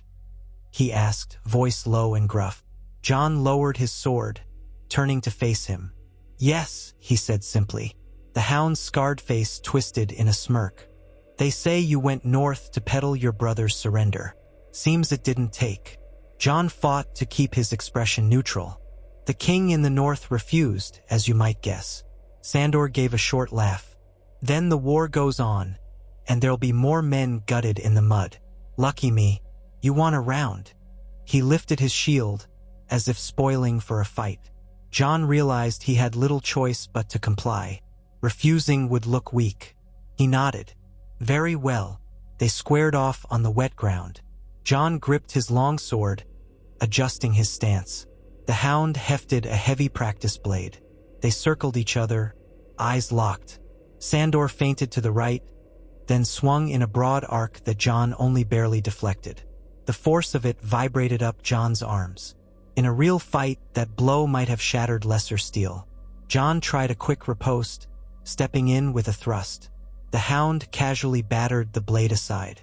His reflexes were faster than his bulky frame suggested. Rain speckled their hair and shoulders as they clashed. John moved with caution, remembering how the hound had bested him easily last time. He gave ground when necessary, circling to the side. A few onlookers watched, muttering wagers under their breath. Steel rang on steel. John managed to slip under the hound's guard once, rapping him on the side with the flat of the blade. Sandor snarled and returned the favor with a savage downward cut that John barely ducked. Pain lanced through John's leg as he twisted awkwardly to avoid a follow-up strike. He stumbled, feeling a slickness in the mud. The hound lunged, pressing his advantage. John shifted sideways, raising his sword to parry. A jolt shuddered through his arm as the hound's blow connected, tearing the sword from John's grip. It clattered to the ground, and Sandor's practice blade hovered an inch from John's throat. John froze, panting, chest heaving. The hound's eyes burned with triumph. "Yield?" he asked with a mocking twist to his mouth. John nodded, tension radiating up his spine. "Yield." Sandor lowered the blade, stepping back. The watchers murmured, some smirking at John's defeat. John retrieved his sword, resisting the urge to scowl. There was no shame in losing to the hound, who was renowned for his lethal skill. But the sting of helplessness still cut deeply. Sandor shrugged. "You lasted longer this time," he allowed, then turned to bark at the men-at-arms to resume their drills. John took that as a dismissal and left the yard, arm aching. A pang of hunger told him he should find breakfast, but his appetite was lost. Instead, he wandered the corridors aimlessly, uncertain what duties the Lannisters intended for him this day. For the moment, no summons awaited him. He was left to exist in a limbo of tension, drifting through the Red Keep's labyrinth. Eventually, he found his way to the library in search of quiet. It was a vaulted chamber lined with shelves of old tomes, smelling of dust and parchment. A few scribes worked at desks, transcribing letters or sorting scrolls. John settled into a corner, pulling down a volume about the noble houses of Westeros. He skimmed references to the Freys, the Boltons, hoping to glean any clue about how these houses might be turned from their betrayal. He read that House Frey was large, fractious, always seeking advantage. House Bolton's line was old and grim, rumored to have practiced flaying in generations past. None of this was news to him, but seeing it spelled out in the musty pages only deepened his unease. He closed the book and rested his forehead against his hands. How could he warn Robb if the Lannisters kept him under watch? Maybe if Robb sent another envoy, Jon could slip a message into their hands. But that was risky, and the Lannisters might read or intercept anything he wrote. Perhaps Tyrion could be cajoled into revealing the planned timeline of betrayal, letting Jon pass incomplete intelligence back north, enough that Robb might guard against a trap. But each possibility teetered on a knife's edge. One misstep could cost him everything. Footsteps broke his train of thought. He looked up to see Maester Pycelle shuffling through the library, selecting a scroll from a high shelf. The old man's robe swished against the floor, his chain clinking softly. Pycelle glanced Jon's way, lips pursing in disapproval. "Ah, the bastard boy who deserted the Night's Watch," he said in a quavering voice. "Come to read about matters beyond your station?" Jon bit back a retort. "Simply passing the time, Maester." Pycelle sniffed, tucking a scroll under his arm. "You may discover that knowledge is best left to those who serve the realm with proper loyalty. Young men who break sacred oaths seldom contribute anything beneficial." He shot Jon a look over his shoulder, then shuffled away. Jon breathed slowly, reminding himself that old Pycelle was a staunch Lannister loyalist, so long as it kept him in favor. He left the library, not wanting further confrontation. The day wore on with agonizing slowness. Word spread that Tywin Lannister intended to leave King's Landing soon, bound for Harrenhal or perhaps the west, to deal with pressing matters of supply and to coordinate with his bannermen. Joffrey, for his part, had plans for feasting and spectacle. Jon overheard that the king meant to host a tournament to honor the Tyrells and celebrate the alliance that had saved the city from Stannis. Jon expected that the small folk would see it as a lavish waste of coin while they starved. But Joffrey cared little for their complaints. Late in the afternoon, Jon was summoned by a royal steward. He followed the man to the Queen Regent's chambers. Cersei Lannister stood by a tall window overlooking the Blackwater, clad in a gown of emerald silk embroidered with gold. Her hair, golden and carefully arranged, gleamed in the slanting daylight. Ser Boros Blunt of the Kingsguard hovered nearby, puffy-faced and perpetually scowling. Jon inclined his head in greeting, bracing himself for whatever Cersei might demand. She did not turn from the window at once. Instead, she gazed at the river for a few beats of silence, as though lost in thought. Then she said, "So you have returned, bastard of Winterfell." Jon kept his voice even. "Yes, your grace." She turned, crossing the room with a deliberate grace. "You have no gift for your queen? No captured rebels or letters revealing your brother's plots?" Jon shook his head. "I have nothing beyond his refusal to surrender, your grace. He sees no reason to trust me further, given my choice to kneel to the Iron Throne." Cersei's lips curled. "And yet you did kneel once. What if we demanded more of you to prove your devotion again? Would you do it?" Jon's hackles rose, but he concealed his anger. "I serve at the Crown's pleasure." She waved that away, prowling closer. "The Crown's pleasure is fleeting. Joffrey is willful. One day he demands vengeance on the Starks. The next he parades about with his Tyrell betrothed. But for now, he indulges the amusements of the court. A tournament approaches in a fortnight, a tribute to House Tyrell. The king commands your presence among the competing knights. He wants to see if the bastard of Winterfell has the spine to tilt at the lists." Jon blinked. "Tilt in the joust? I am no knight, and I've seldom ridden in tourneys." The idea of riding in front of Joffrey's mocking gaze, only to be unhorsed, filled him with dread. Cersei's grin was cold. "That is precisely why he wants it. You amuse him, Snow. Do not disappoint him." Jon's stomach churned. Refusing would be unwise. Participating would be humiliating. And yet, if he refused, Joffrey might make him a target for cruelty. "Very well," he said in a low voice. "I will compete if that is his will." Cersei's eyes gleamed. "Good. Now, a final matter. I've had men scouring the city for your missing sister. Thus far, they found no sign of her. If by chance you receive word, or if Sansa dares to contact you, you will tell me immediately. Do I make myself clear?" He inclined his head. "Yes, your grace." She studied him another moment, perhaps searching for fear in his eyes. Then she turned away, dismissing him with a flick of her hand. Jon departed, relief warring with frustration.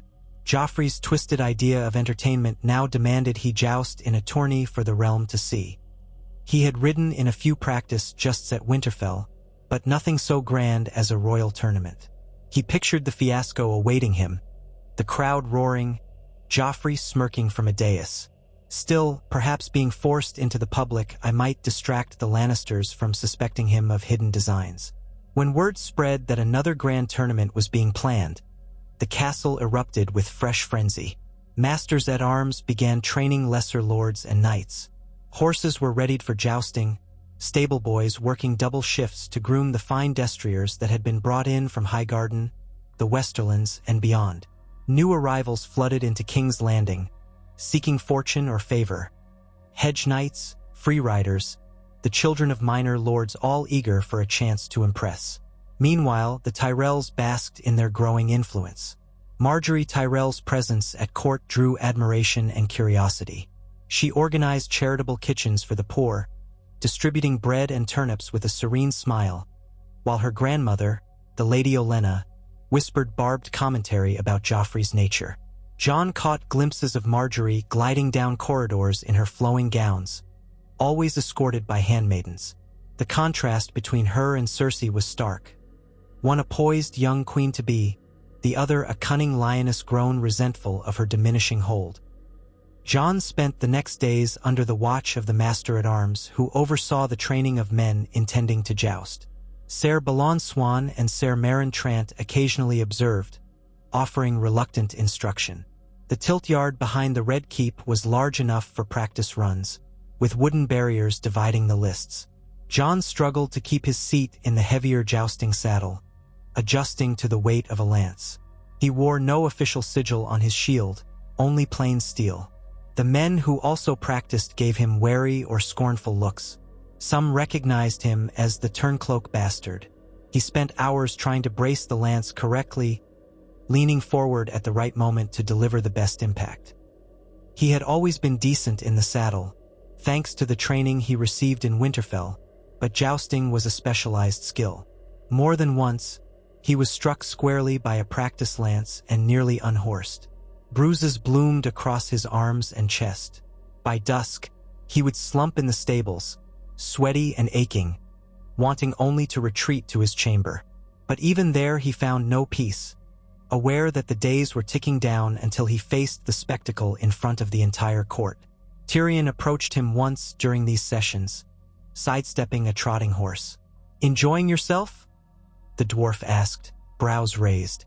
Jon panted, setting aside the blunt practice lance. "I'd rather face a wight beyond the wall than do this." Tyrion snorted. "Believe me, you're not alone in that sentiment. Joffrey's notion of sport is to see men humiliate themselves, or better yet, kill each other in glorious fashion. You'll be wise to lose early and discreetly. Land a glancing blow, let yourself be unhorsed gracefully. The sooner you're out, the fewer lumps you'll endure." Jon wiped sweat from his brow. "That might be the best plan." Tyrion gave a half shrug. "Just don't let Joffrey think you're throwing the match. He likes a convincing spectacle. There's a fine line between losing and offending the king's pride." Jon said nothing, swallowing his apprehension. Tyrion patted his arm. "And keep your ears open. Rumor has it father will depart for Harrenhal within a week, leaving the city again in my capable hands. That means my dear sister will remain to cast her suspicious gaze upon you. Best give her no cause to sharpen her claws." Jon nodded. Understood. The day of the tournament arrived sooner than Jon liked. The city turned out in droves despite the muddy conditions. Vendors sold roasted nuts and cups of cheap ale. The small folk squeezed onto makeshift stands to watch the jousting in the fields outside the city walls, near the Lion Gate. Tents of brightly colored cloth lined the perimeter. Banners flapped. The Golden Rose of House Tyrell, the Golden Lion of House Lannister, lesser houses displaying boars, foxes, stags, and more. The air hummed with excitement. Jon woke at dawn, his stomach in knots.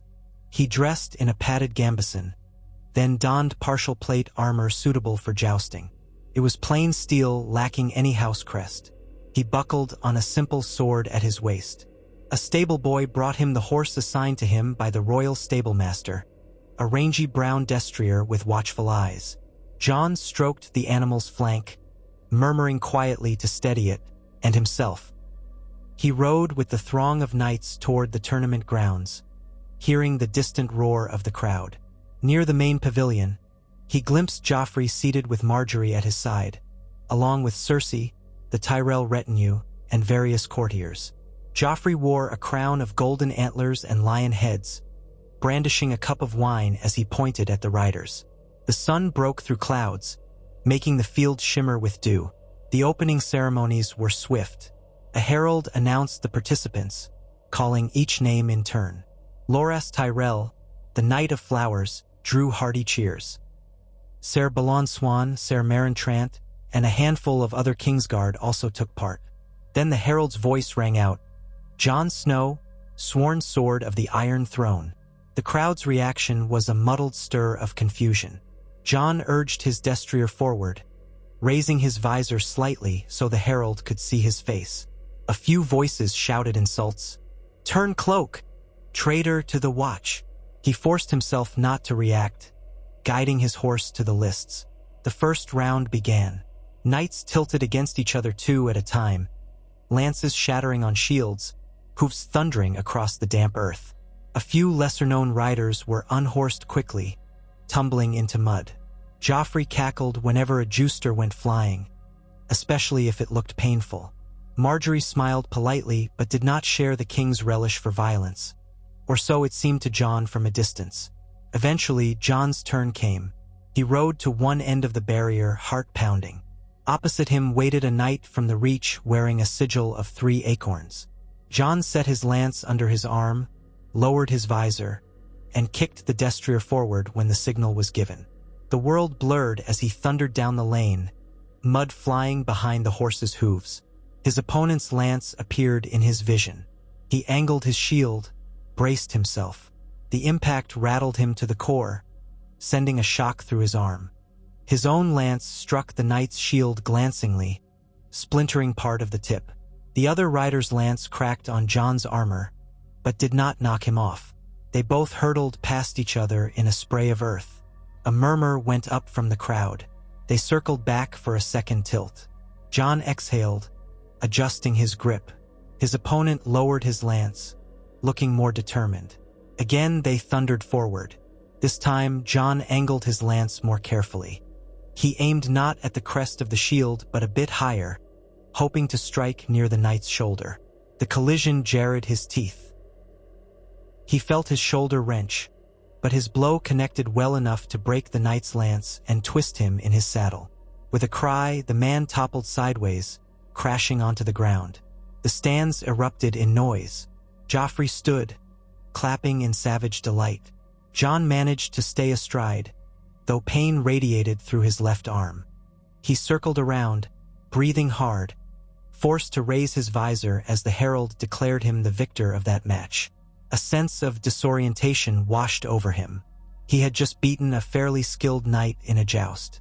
Perhaps luck or tension had lent him extra focus. The knight's squires helped him up, and he limped away, bowing grudgingly to Jon. Jon saluted in return, feeling no joy in the victory. He advanced to the next round. This time he faced a hedge knight from the Stormlands.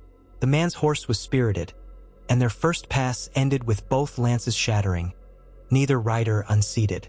On the second pass, Jon misjudged the angle. The hedge knight struck him square in the chest, a blow that knocked the wind from him, but somehow he stayed in the saddle. His own lance missed entirely. As they prepared for a third pass, Jon debated throwing the match.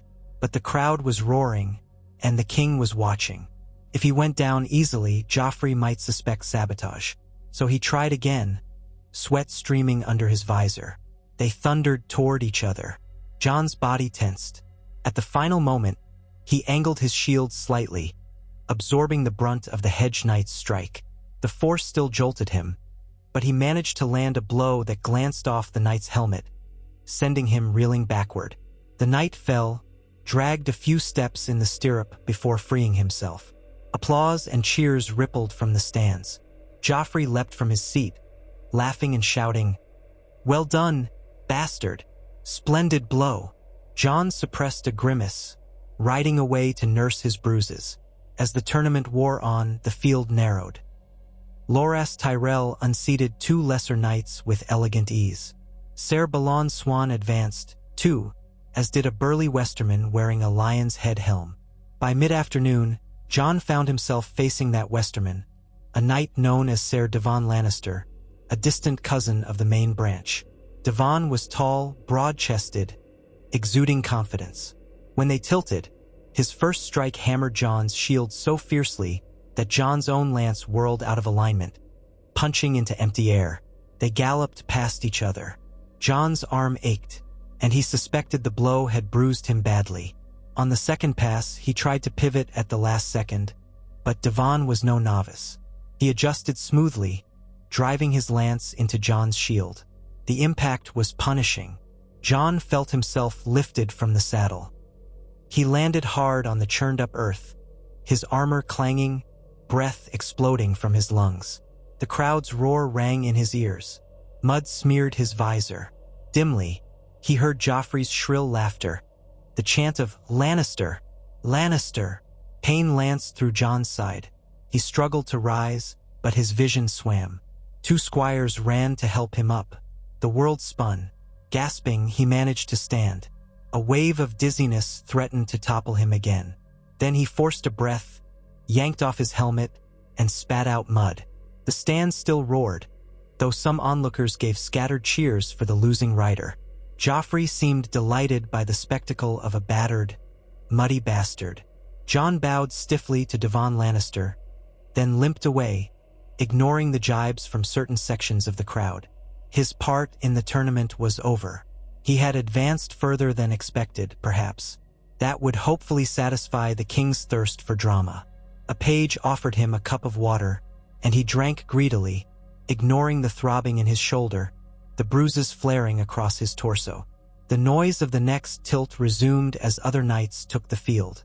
He spotted Tyrion in the crowd near the royal box, giving him a small nod of acknowledgement. Jon did not linger. He made his way behind the stands, removing his damaged armor piece by piece. Each movement sent fresh jolts of pain through his ribs. A small camp was set up for the defeated Justers, with wooden benches and servants offering bandages. Jon collapsed onto a bench, letting a stable hand unbuckle his breastplate. The day had turned warm, the sun beating down. Sweat trickled into his eyes. He heard cheers as Loras Tyrell rode another winning tilt, recognized by the thunderous applause. The Knight of Flowers was a crowd favorite, no doubt. Jon felt only fatigue, wanting to slip away from all the bustle. Eventually, the final joust came down to Loras Tyrell and Devon Lannister. Jon did not bother to watch, but from the roars that followed, he guessed that Loras triumphed, earning Joffrey's praise and Marjorie's sweet smile. By the time the tournament ended, dusk was settling. Jon forced himself to mount a docile palfrey and ride back to the Red Keep, trailing behind the other participants. In the courtyard, a few folks jeered or called out, "Bastard knight!" Others only shrugged. Jon dismounted and handed the reins to a stable boy with a terse nod. Every muscle ached. At least his humiliation was done, for now. He made for his chambers, ignoring the appetite that gnawed his stomach. Once inside, he stripped off the padded gambeson, examining the ugly bruises forming on his chest and ribs. The left side was particularly sore. He hoped no rib was cracked. With a grimace, he drew a bath, letting the steaming water soothe him. He hissed as he lowered himself in. Above, the ceiling's torch cast flickering shadows. He tried to rid his mind of the day's events, focusing instead on more pressing concerns. If Lord Tywin left the city soon, what conspiracies might unfold in his absence? Could Cersei push a different agenda without her father's direct oversight? Would Tyrion manage to rein her in, or would Joffrey's cruelty run rampant? And how could Jon contrive to send word north about the looming threat of the Boltons and Freys? When he emerged from the bath, he found a sealed note slipped under his door. The seal bore the Lion of Lannister, but not the official mark of Tywin or Cersei. Curious, Jon broke it open. Congratulations on surviving the day's sport. His Grace the King summons you to attend him at the feast in the throne room tonight. Do not be late. Ser Meryn Trant. Jon felt his stomach tighten. Another royal feast, full of forced merriment while Joffrey boasted and pricked at whomever he chose.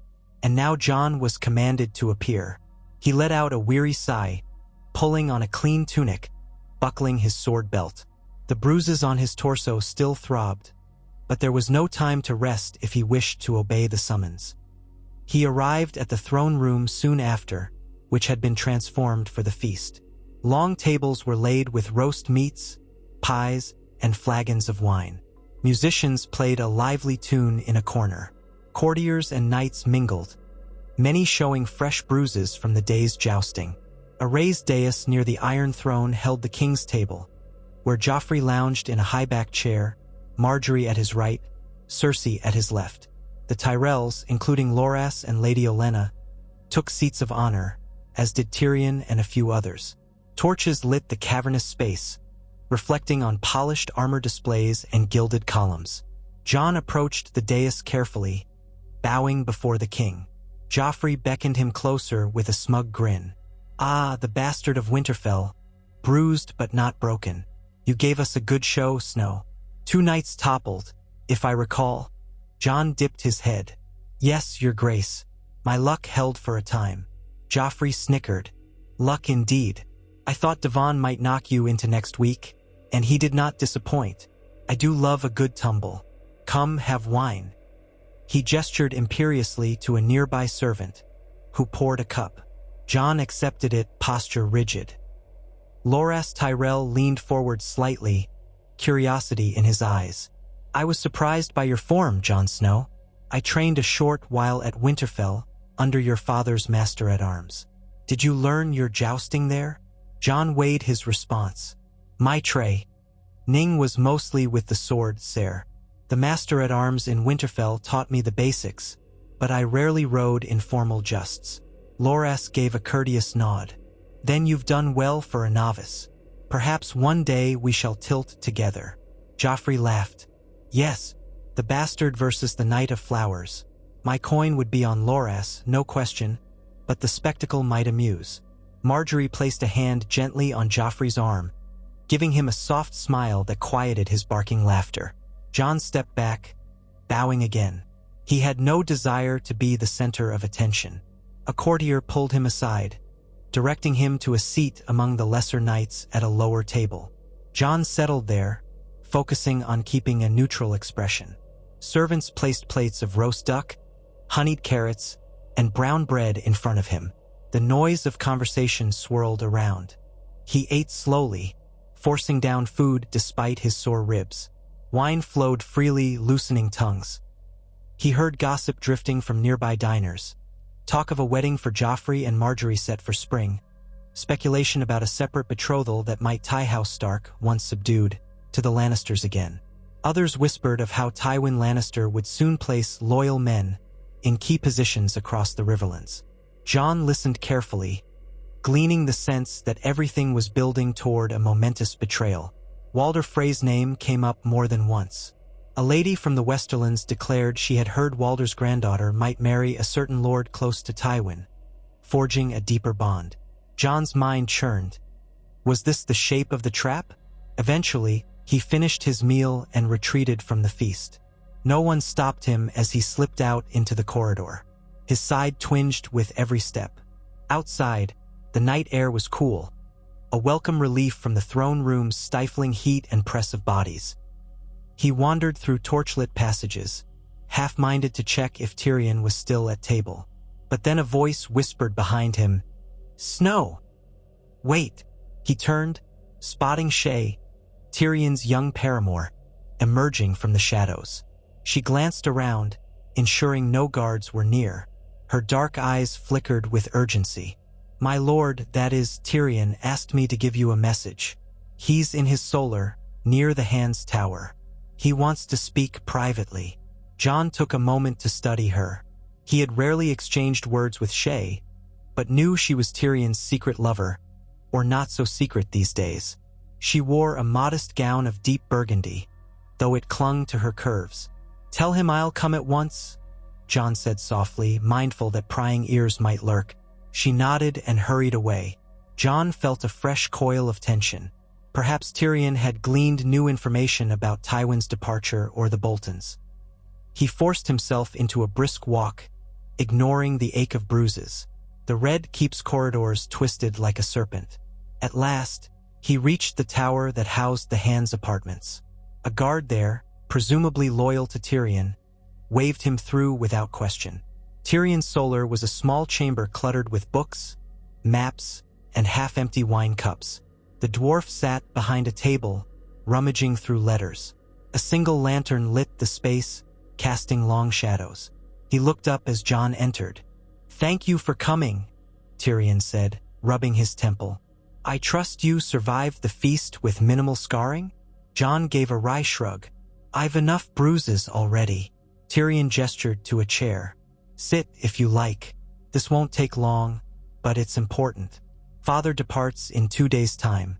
He'll ride west first, then presumably to Harrenhal. I've gleaned that he has scheduled a meeting with Walder Frey, though the details remain vague. Something about finalizing an alliance of mutual benefit. I suspect it concerns your brother." Jon perched on the chair, tension coiling.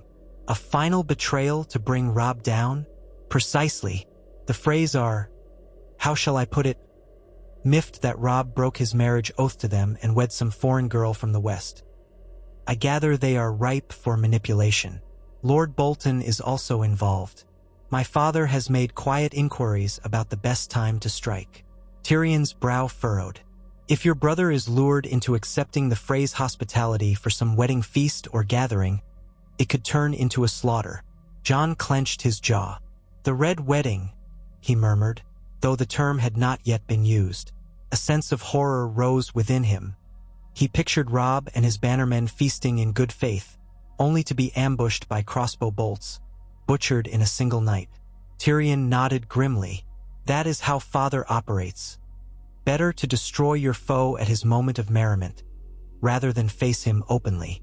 If the Freys seal this deal, they'll allow your brother to waltz into their castle believing he's pardoned for his slight, only to become a captive victim.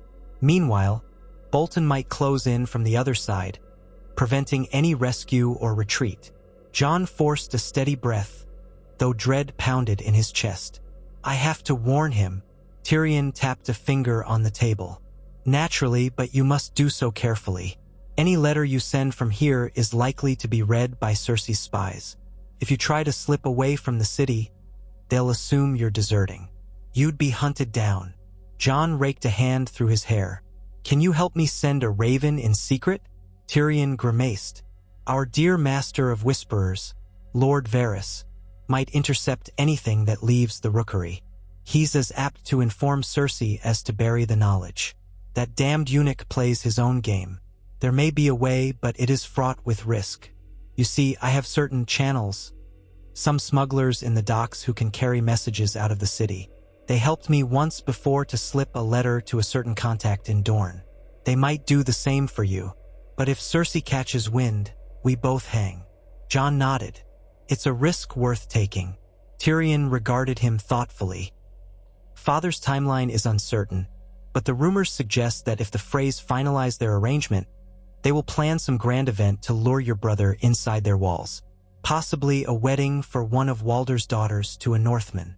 The trap might spring in a matter of months, assuming Robb even agrees to attend. If you can warn him in time, perhaps he'll keep his distance or come armed for betrayal. That might shift the tide of war." Jon's mouth felt dry. "I'll do it. Tell me what to write or how to arrange it." Tyrion flipped through some parchments, selecting one. "Here's a partial copy of a letter I intercepted. It mentions a prospective wedding with Rosalind Frey, but does not specify the bridegroom. The tone is sweet, full of talk about mending old wrongs. Exactly the bait your brother might accept. I'll give you the original so you can quote from it. As for how to send your message, meet me tomorrow night at the Tower of the Hands postern gate. Bring your sealed letter." I'll arrange for a discreet courier. Let us pray it reaches the king in the north swiftly, and that he believes it." Jon exhaled, a swirl of gratitude and apprehension coursing through him. "Thank you, Tyrion." Tyrion waved a hand. "I'm not doing this solely out of charity. Believe me, Father's plan leaves a foul taste in my mouth. If your brother can circumvent it, perhaps it leads to a more balanced resolution of this war. If not, the next feast in the twins will be painted red.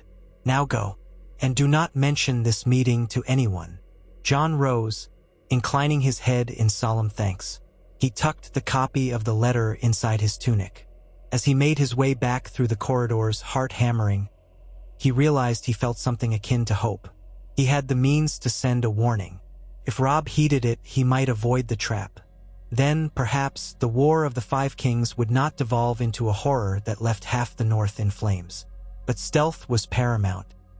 The Red Keep bristled with watchers, men loyal to the Queen or to Varys. Even the walls seemed to have ears. Jon retreated to his chamber, lit a candle, and took out a quill. In as few words as possible, he drafted a message. "To His Grace the King in the North, beware any invitation to parley or feast from the Freys. They conspire with Lord Bolton and the Lannisters to destroy you. An alliance is forming to strike at you under false pretenses of reconciliation or marriage. If you receive an invitation from Walder Frey, approach with extreme caution or refuse it outright. They plot an ambush behind closed doors. I pray you trust this warning. All else remains the same here in King's Landing. From one who remembers Winterfell." He hesitated, unsure if he should sign his own name. If Robb doubted the source, would he dismiss it? But signing it might be too dangerous if the letter fell into the wrong hands.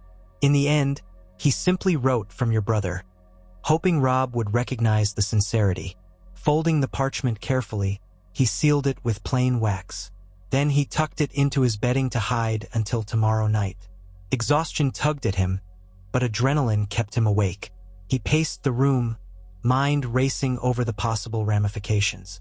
If the letter reached Robb, maybe the Frey scheme would fail, but that might drive them more fiercely into the Lannisters' arms, intensifying the war. Or if Robb refused to trust anything from Jon, he might still walk blindly into the trap. Eventually, he laid down, wincing at the pain in his ribs, letting uneasy sleep claim him. Morning brought a fresh swirl of activity. Lord Tywin's departure was imminent. Courtiers bustled about with last-minute petitions, hoping for a word with the hand before he left. Tywin was said to be in a foul mood, displeased that the victory in the tourney had gone to a Tyrell rather than a Lannister. He was also vexed by the city's unrest. Jon stayed out of sight, preferring not to draw Tywin's attention. At midday, as Jon walked through the courtyard, a shout rang out behind him. He turned to see Queen Cersei approaching with a retinue of guards. She looked every inch a regal lioness, clad in a gown of deep crimson, her blonde hair cascading over her shoulders. Jon inclined his head respectfully. She halted inches from him, green eyes piercing. "So," she said, with a slight curl of her lips, "you unhorsed 2 knights, then fell to one of my cousins. How does it feel to be battered for the crown's amusement?" Jon held his posture stiff. "It was an honor to compete, Your Grace." She laughed lightly. "How dutiful you sound. I find it curious that you keep such a low profile otherwise. Are you still pining for your lost sisters? Or do you harbor some hidden designs?" His pulse quickened at the insinuation. He forced an indifferent tone. "I serve at the pleasure of the throne. If there's a duty you require of me, I stand ready." She stepped closer, eyes narrowing. "The king's pleasure changes with the wind. He may soon want you to do more than ride a horse. He might want you to lead men in battle or to slip a dagger into a certain man's back. Will you do it?" Jon felt a prickle of alarm. Was she hinting at an assassination plot? "If the king commands," he said carefully, "I will obey." Cersei's gaze bored into him. Then, with an enigmatic smile, she turned away. "We shall see." Her guards fell in behind her as she swept across the courtyard, leaving Jon chilled. The day passed in tense anticipation of nightfall. Jon rehearsed in his mind how to slip to the postern gate without attracting attention. Come dusk, he took a simple meal, avoided the main halls, and waited until the castle began settling into its quieter hours. Soldiers on night watch trudged to their posts, yawning. Courtiers retreated to their chambers or to after-dinner wine. At the appointed time, Jon left his chamber. He kept the letter concealed in a pouch at his belt. The corridors were dim, lit only by scattered torches. His boots made faint echoes on the stone floors. He took a winding route, descending a lesser-used stairwell that smelled of damp and mildew.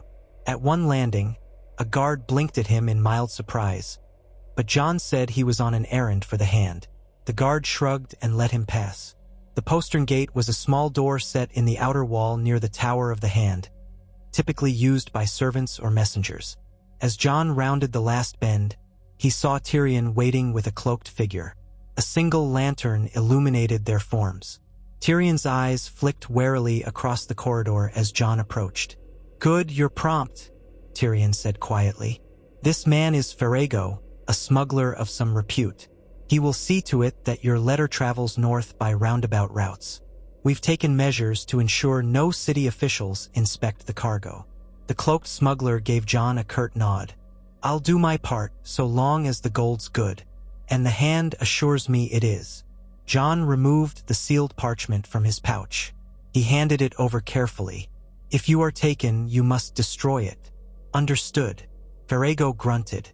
"Aye, but let's hope it doesn't come to that." He slipped the letter into a hidden pocket of his tunic. "I sail before dawn, heading first to Gulltown, then overland. From there, we have ways to pass to the Riverlands or even the Neck. If the gods are good, your message finds its way to your king." Jon exhaled slowly, gratitude mingling with anxiety. "Thank you." Tyrion waved a hand, producing a small pouch of coin that clinked richly. As agreed, he passed it to Ferrego, who hefted it and nodded. Tyrion glanced at Jon. "That's done, then. May the gods give your brother ears to hear your warning." Ferrego slipped away into the darkness, leaving the two of them by the lantern's glow. Jon's heart thumped. "I owe you a debt, Lord Tyrion. If Robb is saved, I'll not forget." Tyrion's mouth curved in a faint, rueful smile. "See that you keep my part quiet. If Father or Cersei discovers this, I'll be minus ahead, and you'll likely be hanging next to me. Best keep your role well disguised." Jon nodded. "I will." They parted, Tyrion returning up the tower steps, Jon heading in the opposite direction. The corridor felt colder now, as if a sudden draft blew through. He pressed a hand to the stone wall to steady himself, the enormity of what he had done washing over him. If discovered, he was finished. But the alternative was to let the Lannisters orchestrate a slaughter of the North in a single stroke. He would not stand by and allow that, even if it cost him his life. He found his way back to his room, locked the door, and sank onto the bed. Sleep was slow to come, his mind churning with possibilities. Even if Robb evaded the phrase trap, the war would rage on. The North was battered, Winterfell reportedly in ruins. The Lannisters, bolstered by Tyrell might, would not surrender.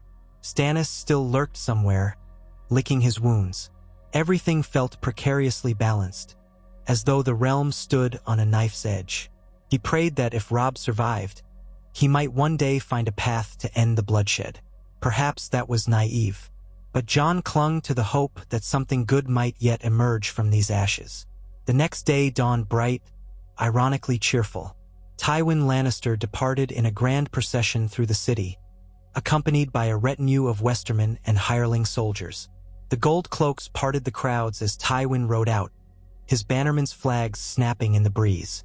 Some small folk lined the streets, glaring with open resentment or faint flickers of fear. Tyrion stood on a balcony, watching his father go. Jon lingered near him, half expecting the father and son to exchange some final words, but Tywin barely glanced up, his features set like stone. The cavalcade vanished beyond the gate, dust swirling in their wake. King Joffrey, for his part, did not bother to wave Tywin off. He was busy with Marjorie Tyrell, planning a progress through the city to show off his betrothed's generosity. Jon heard talk of them visiting the Great September of Baelor, handing out alms. Cersei supervised from behind the scenes, ensuring that her son gleaned the best possible adoration from the crowds. She despised being overshadowed by Marjorie, but recognized the political necessity of the Tyrell alliance. With Tywin gone, Tyrion resumed the daily governance. Jon observed from the sidelines, doing small errands or standing guard at times. He tried to keep his head down, to appear as nothing more than a minor retainer. Letters from Harrenhal occasionally arrived, presumably containing Tywin's instructions, but Jon learned little of their contents. He could only trust that his message was making its way north, carried by the smuggler through hidden roads. Days turned to weeks. Anxiously, Jon waited for any sign that Robb had received the warning. Word came that Robb had moved his forces from the Twins deeper into the Riverlands, confounding the Lannisters. A rumor said that Walder Frey was furious Robb had not accepted an invitation to one of his family weddings, that the king in the north had politely declined, citing pressing war matters. Jon felt a surge of relief. It seemed Robb was not giving the Freys any easy chance to ensnare him. The Lannister camp seethed with frustration, uncertain why the North was suddenly so suspicious. But the war carried on in other ways. Skirmishes erupted in the Riverlands. Riverrun remained under siege from lesser Lannister commanders, though not so tight a siege as to starve the castle out. Battles flared near the Whispering Wood, near the Stone Mill. House Bolton, still posing as a Stark ally, fought half-heartedly, letting certain Lannister groups slip away. The tensions rose. Walder Frey grumbled about the broken promise of a royal marriage, while some of his brood pressed him to take more decisive action. In King's Landing, Joffrey indulged in cruelty, occasionally ordering hunts for traitors or rumored rebel sympathizers. More heads ended up on spikes at the city gates. Jon grew ever more uneasy. Keeping up the facade of loyal service gnawed at his conscience. Nightmares plagued him. Visions of Ned Stark's stern face, red with blood, or Ghost's distant howls echoing through empty halls. In the yard, the Hound continued to sneer at him, demanding practice bouts with the sword. Jon kept losing more often than not, but at least the constant training honed his reflexes. One afternoon, a swirl of new arrivals flooded the castle. Delegations from Dorne, from the Vale, lesser lords who had come to pay homage, or so they claimed. Jon found himself assigned to stand as a guard in the throne room while King Joffrey received them. He stood off to the side, trying to appear as a silent sentinel. Courtiers bustled, the new arrivals bowing before the Iron Throne, presenting gifts. Joffrey accepted them with bored arrogance, occasionally insulting the petitioners. Cersei observed from the dais, wearing a faintly smug expression. Tyrion sat below the throne, half listening, half bored. Suddenly, a name cut through the air. Ser Helman Tallheart, come as envoy from the north. Jon's heart jolted. He knew House Tallheart from near Torrhen Square. Helman Tallheart had been a loyal bannerman of the Starks. What was he doing here? A stout man with a bushy beard strode forward. He wore battered armor adorned with a sigil of crossed oars. He bowed stiffly. "Your Grace," he said, voice resonant. "I come under safe conduct to negotiate the release of certain prisoners, in the hope we may find terms of exchange. My lord and king, Robb Stark, wishes to see no more needless bloodshed." His words were formal, but his tone held a note of challenge. Joffrey sneered down at him. "Your king is a traitor, Ser Tallheart. He has waged war on the Iron Throne. We hold the Kingslayer captive in your camp, do we not? So you want to bargain."